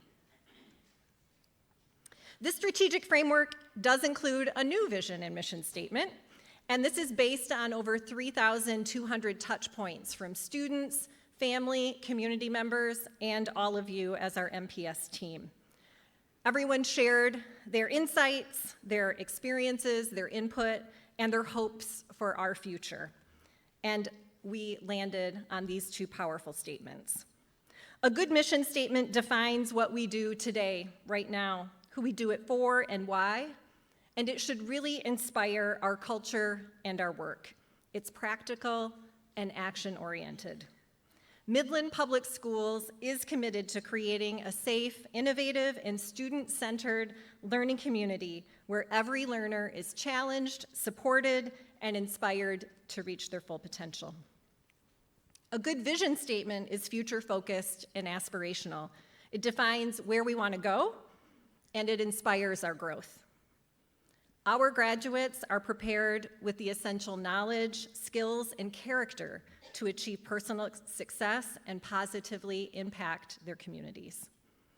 As we live into this new vision and mission, we hope it will inspire excellence in everything that we do and that you do as individuals. A great strategy is only as strong as the values that guide it. These four values, excellence, belonging, accountability, and collaboration, are not meant to be words that are going to hang in our hallway or in our classrooms. They are meant to represent how we agree to support students, interact with parents in our community, and to treat and support one another.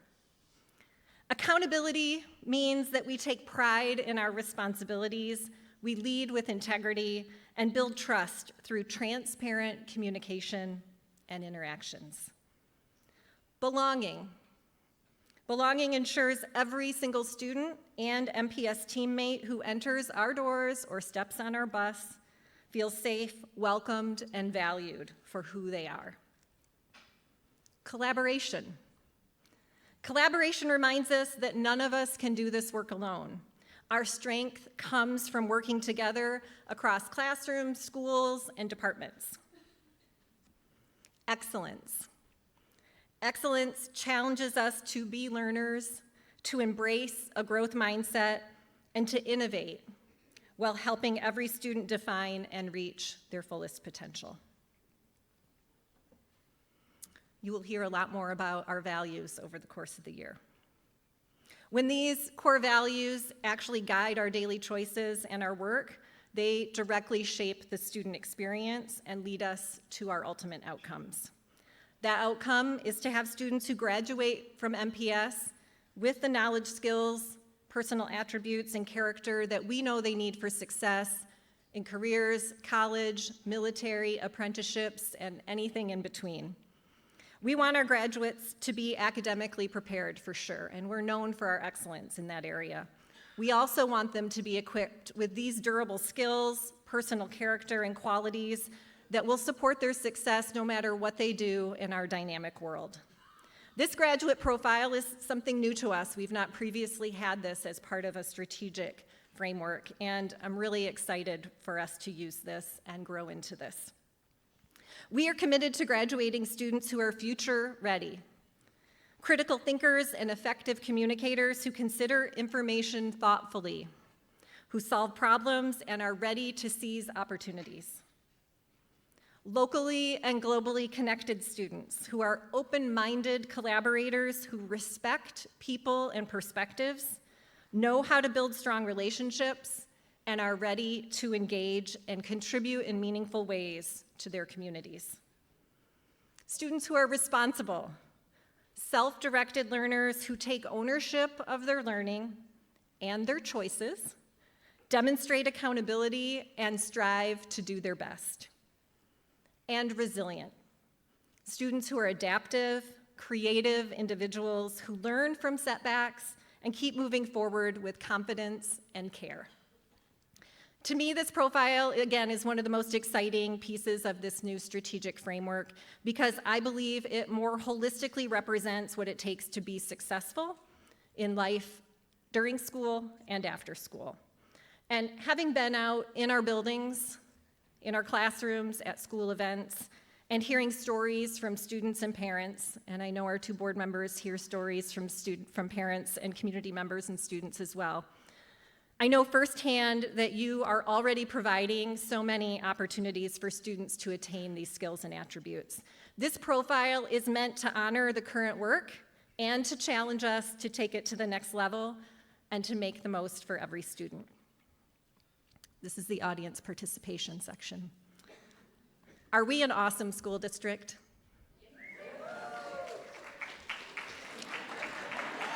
Are we an awesome school district? Okay, we are. And it's not just because of our academic excellence. We know that that is our reputation for being academically exceptional, and our test scores continue to rank us among the very best in the state. And we are so proud of that and so thankful to all of you who make that happen every day. But we are also exceptional because we nurture every child. We really focus on that whole child perspective. And this honors the work that we do in that realm. As I said before, I'm not a quitter, so we're going to try this audience participation thing one more time. If you could please, from your phone, or you should have an email in your inbox momentarily, where there's a link. We know you're already doing these things, and we want to be able to tell our story and to celebrate you and the work you do. If you would be willing now or later today or this week to please provide us with an example of something that you are doing right now in your work. And this applies to everyone, bus drivers, our maintenance team, our office professionals. Everyone plays a role and is contributing to the success of our students. We want to highlight this. We want to tell our story over the course of the year. I should have had some music queued up, JR, sorry. Let's just take 60 seconds or so, and if you're willing, we actually have the live feed. And again, I'm going to ask you to keep it appropriate because it's going to show up on the screen. And we'll collect these and report out over the course of the year. Let's see what we have.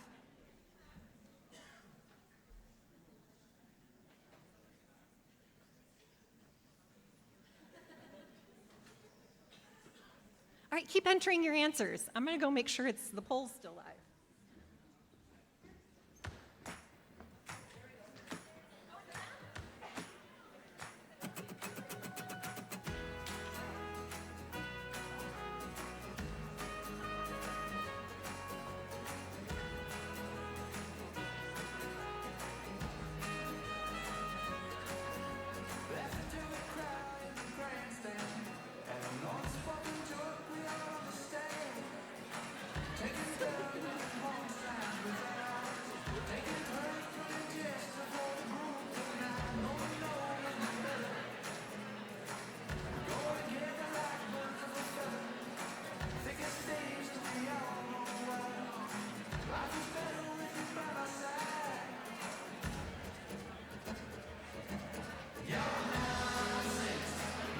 All right, we have some really great responses showing up.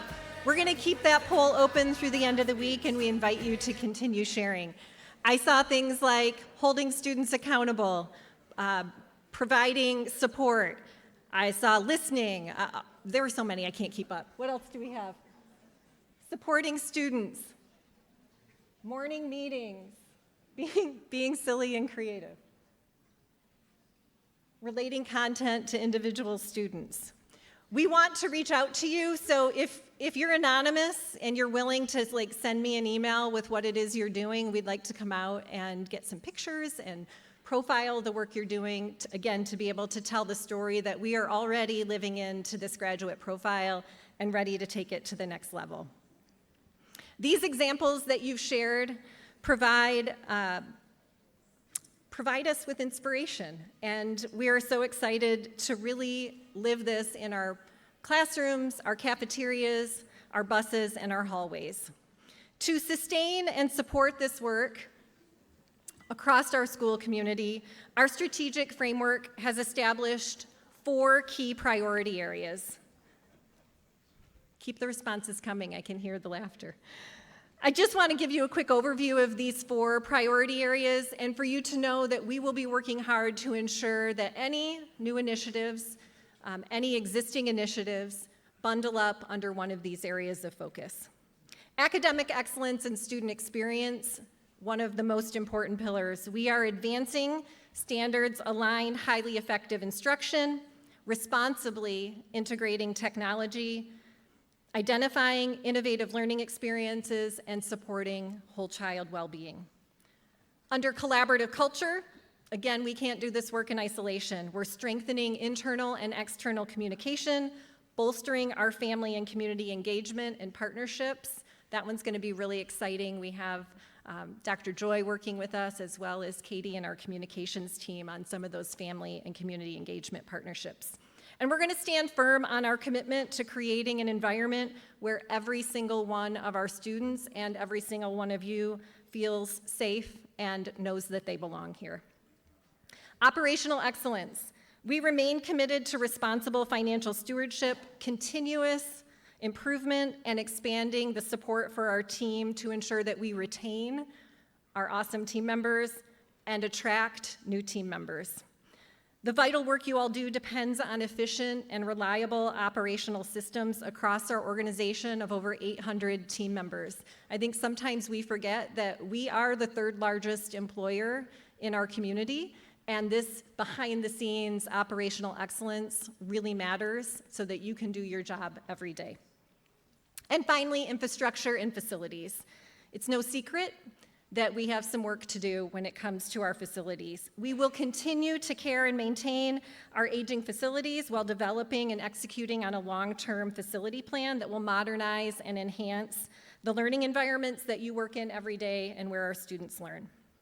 This framework, again, collaboratively developed with our school community, gives us a clear roadmap, but our collective commitment and action is what can turn this vision into our reality.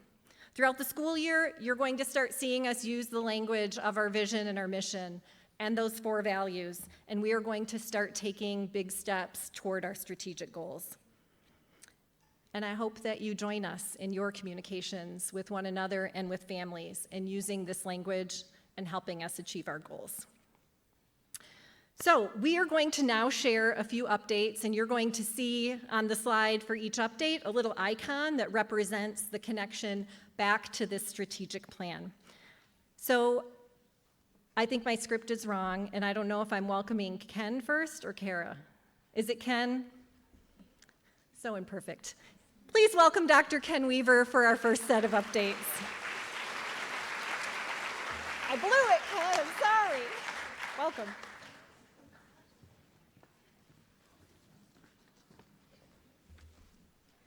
All right, before I do the updates, first of all, I'd just like to take a quick moment and thank all of you. Thank all of you for accepting me and taking me in 2 years ago. I have 35 years of experience in education, and I've worked in some pretty awesome places, but nothing holds a candle to Midland Public Schools. I have been amazed every day I have been here with the care, the dedication, the love that is shown, the responsibility over the students. It has just been amazing. And I can't tell you or explain to you how much that has helped heal my heart. It has been an amazing 2 years here, and I just want to thank you. And as an amazing district, one of the things that I really respect is that we always are striving to get better. And that's what with these updates that we're going to be going over. The first one, universal accommodations. This came from a committee, a district committee of MTSS that was led by Amanda Sherry that worked on and has been working on our MTSS system in both literacy and math and is starting to actually impact changes as you'll start seeing over the next year or two. But one of the areas in which we addressed was looking at some areas in which we can make education accessible to all kids universally. I'm not going to read you the definition. You can see it behind me. And by the way, all of these updates you'll get more at your building level and from your building leaders as well too. There was input from my KIP teams as well too. After the district team went over and set up 5 accommodations that we saw as universal, we took it to the MyKIP teams, got their approval as well too, and you'll hear more about those universal accommodations. But it's really, I think, the important part. It's about removing barriers, not lowering expectations. Firmly believe that lowering expectations is one of the worst things you can do for kids. All kids need high expectations. Some just need a little bit more help to get over those barriers. And so you'll see this rolled out by your building principals. Part of this is on the journey too with Universal Design for Learning, the co-teaching that is happening under Mr. Gates as well too, and his led initiative with that as well. The next item, if you want to flip slides, literacy. As you know, the state has made some great strides and has pushed through some recent legislation, and Midland Public Schools continues to evolve through its literacy journey as well too.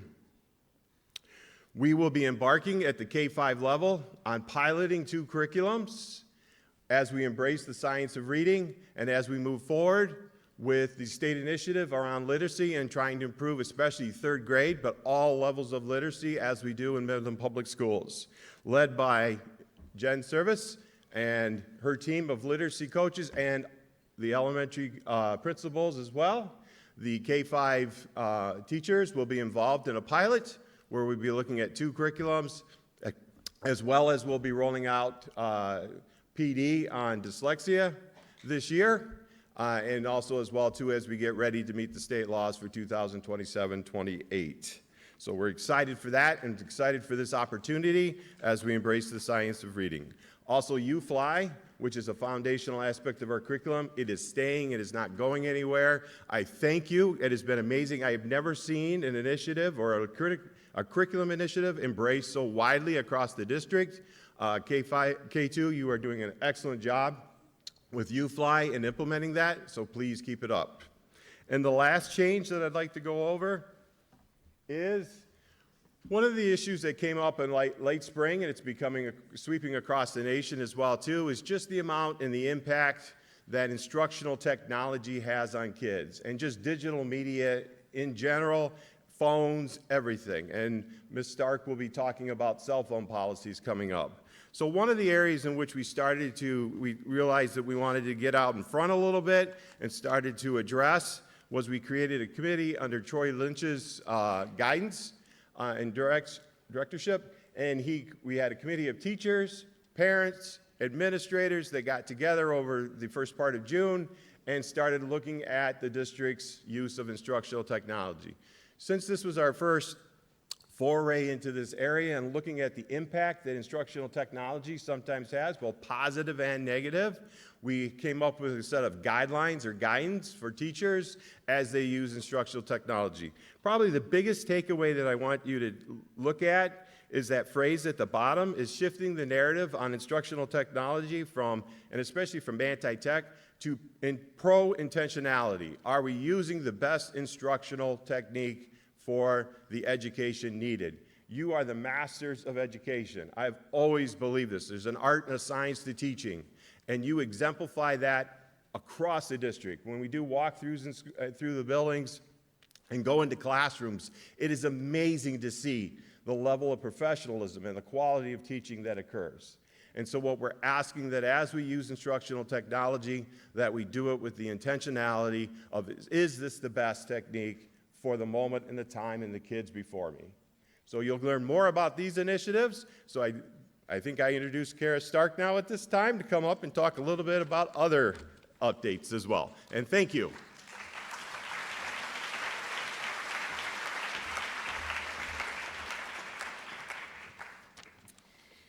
All right, I have the opportunity to share some information about the Student Wireless Communication Device Use Policy. So let's go back to kind of the why. The Michigan state law under Public Act 2 requires in Michigan that we have to have a policy in place by the 26-27 school year that restricts students' use of wireless devices during instructional time. From there, though, you have a little bit of autonomy within your district to determine what else you might want on top of that. So we, as a district, sent surveys out to all of our stakeholders. We had students, parents, our families, our staff. So thank you for those that filled that out. And then we also worked with our administrators to really get feedback on all the things. We wanted to hear what people would be worried about, what's the biggest concern, and so forth. So common themes across all of our groups included increased face-to-face social connection, boosting academic focus and achievement, and supporting the overall student well-being. That was across every single group, and the face-to-face interaction was the highest percentage from our students, staff, and parents, which I think is huge and so telling from our kids. So if you have a kid right now, is probably challenging.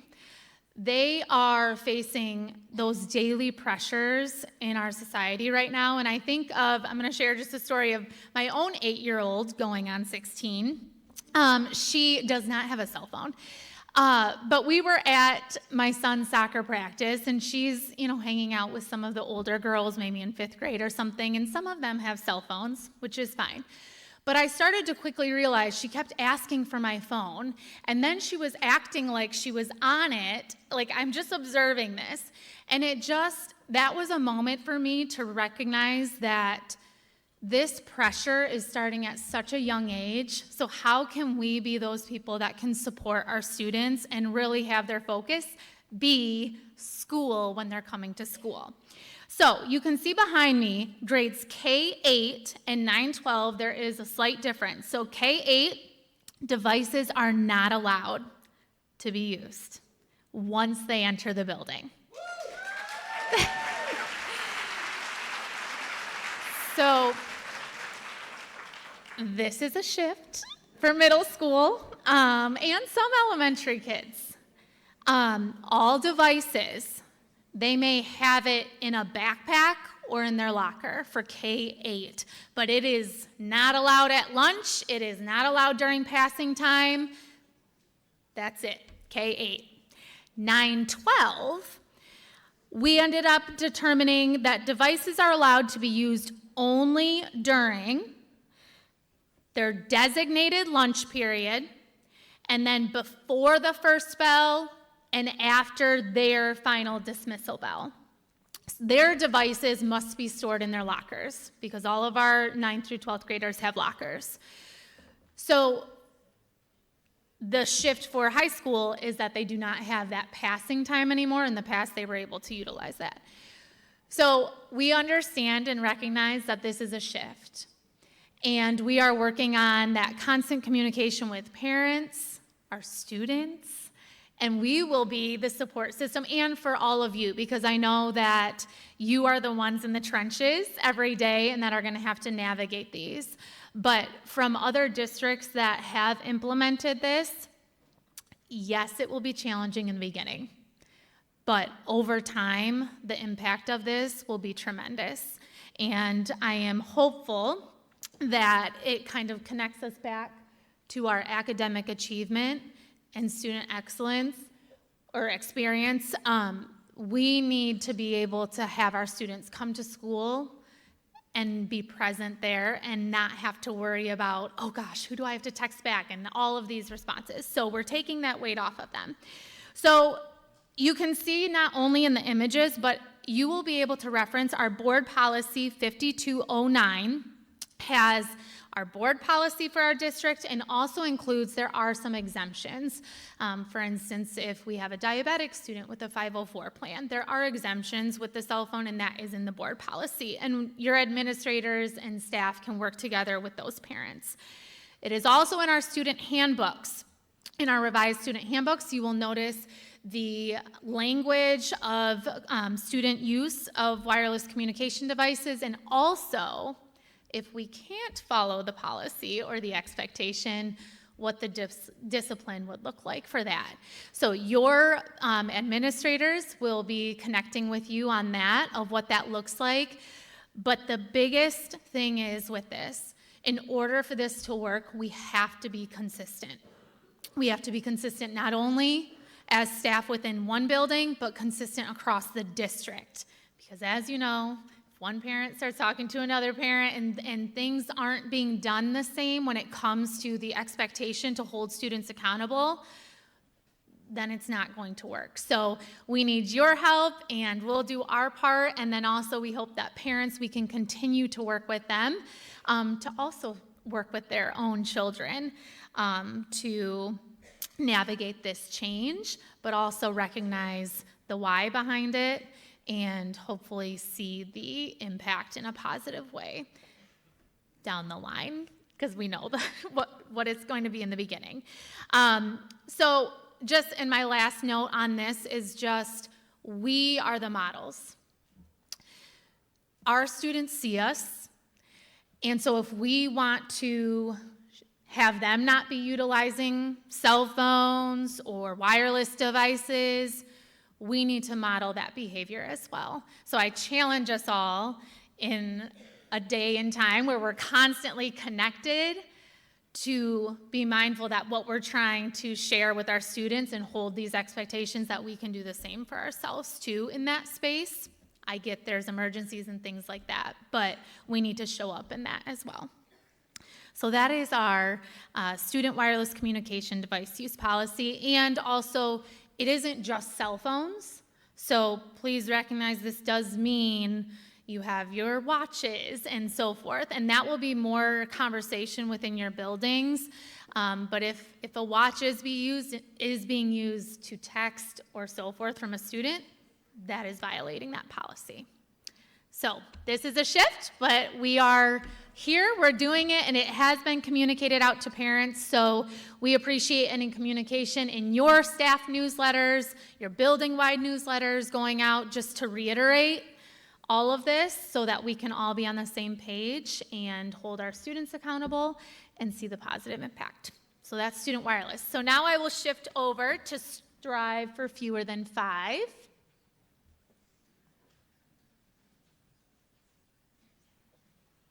Listen, we get it. Waking up, finding missing shoes, and convincing everyone to leave the house on time is a daily Olympic sport. That's why our region is uniting around one big goal: strive for fewer than 5 absences this school year. Just 5 or fewer missed days keeps our students connected, learning, and thriving. Because showing up every day is how we build the profile of an MPS graduate. We're shaping students who are future ready, locally and globally connected, responsible, and resilient. And that all starts with being here. To our staff, families, and students, you are the real MVPs of the morning rush. Need trackers or tips? Head over to fewerthan5.com. Let's make every day count. Strive for fewer than 5. We've got this. Okay. All right. Thank you, Katie Geyer, for your help with that. Okay, so strive for fewer than 5. What is it? It is a Region 5 attendance and engagement campaign. You would have probably already seen some of this come out last year in the spring. So there is a full Region 5 campaign on this, which is amazing because it is common language, and we are trying to communicate the importance of getting students to school for 5 or fewer days, missing 5 or fewer days. Sorry. Jeez, don't write that down. Okay. Striving for missing less than 5 days. But we are going to continue to push out the communication. It's on social media. You might have seen billboards. Jessica Brunzell was in a video that's circulating social media. So there is a ton of communication going out, and the beauty of it is across regions within our area. So when we have students coming from different districts and coming in, it is the same language. We are all striving for fewer than 5, and that common language is going to help support our parents and our students to understand why they need to be to school. So each building in June had a team to represent their building and came to a professional development called Safe and Civil Schools Training.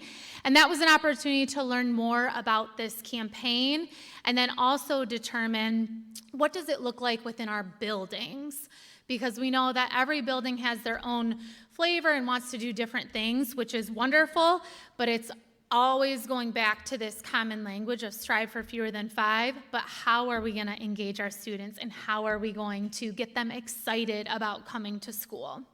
So you are going to hear a little bit more from your teams during PD on building specific things, but you will see, I know our communications teams has things ready to go out almost weekly for social media. So parents are probably going to get sick of seeing strive for fewer than 5, but that's our hope so that we can really get students to school and also just going back to that student experience and holding them accountable and them realizing the importance of showing up. So also here, we can model of being there for our students. Students want to be there because of you. They want to show up every day to see you. So let's model strive for fewer than 5 also as staff and relay that to our students. So you'll hear more on both communication devices and strive for fewer than 5 with your own teams. So thank you, and I will turn it back over to Penny.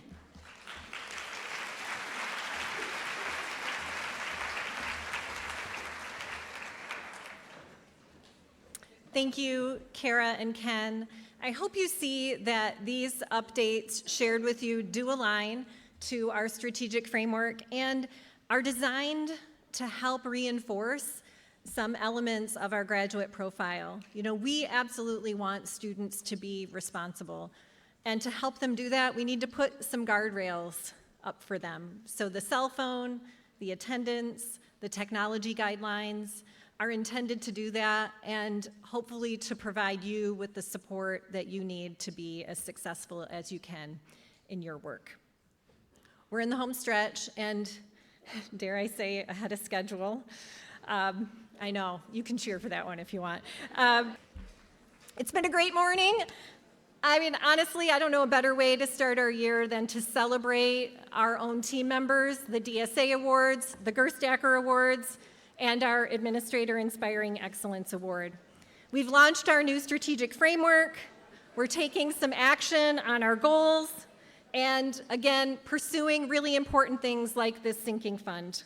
We have an ambitious roadmap ahead of us, and I believe in our ability to achieve these goals. I believe in each of you and our collective impact because we bring these strengths These are your words, remember? Next week, more than 7,000 students will walk through our doors. Many will ride the bus to school. They're going to eat lunch in our cafeterias.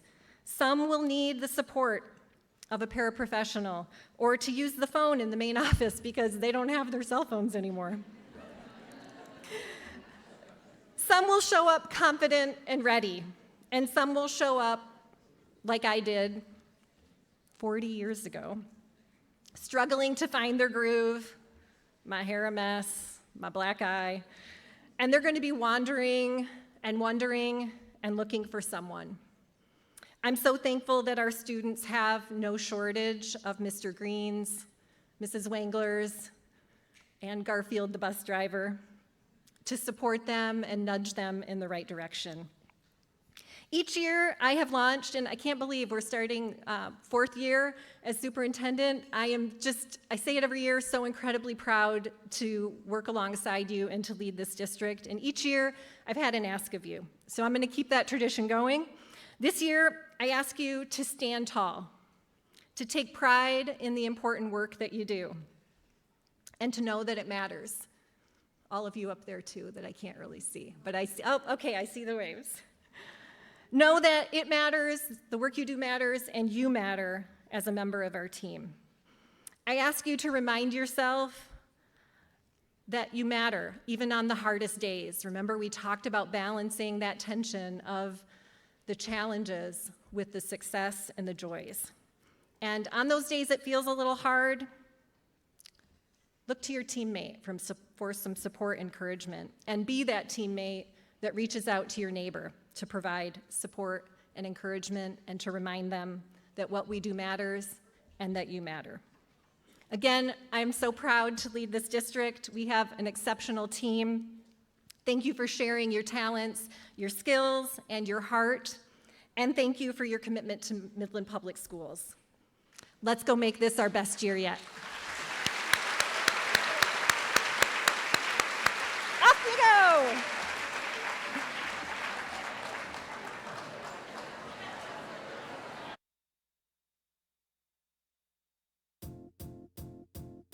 It might seem crazy what I'm about to say.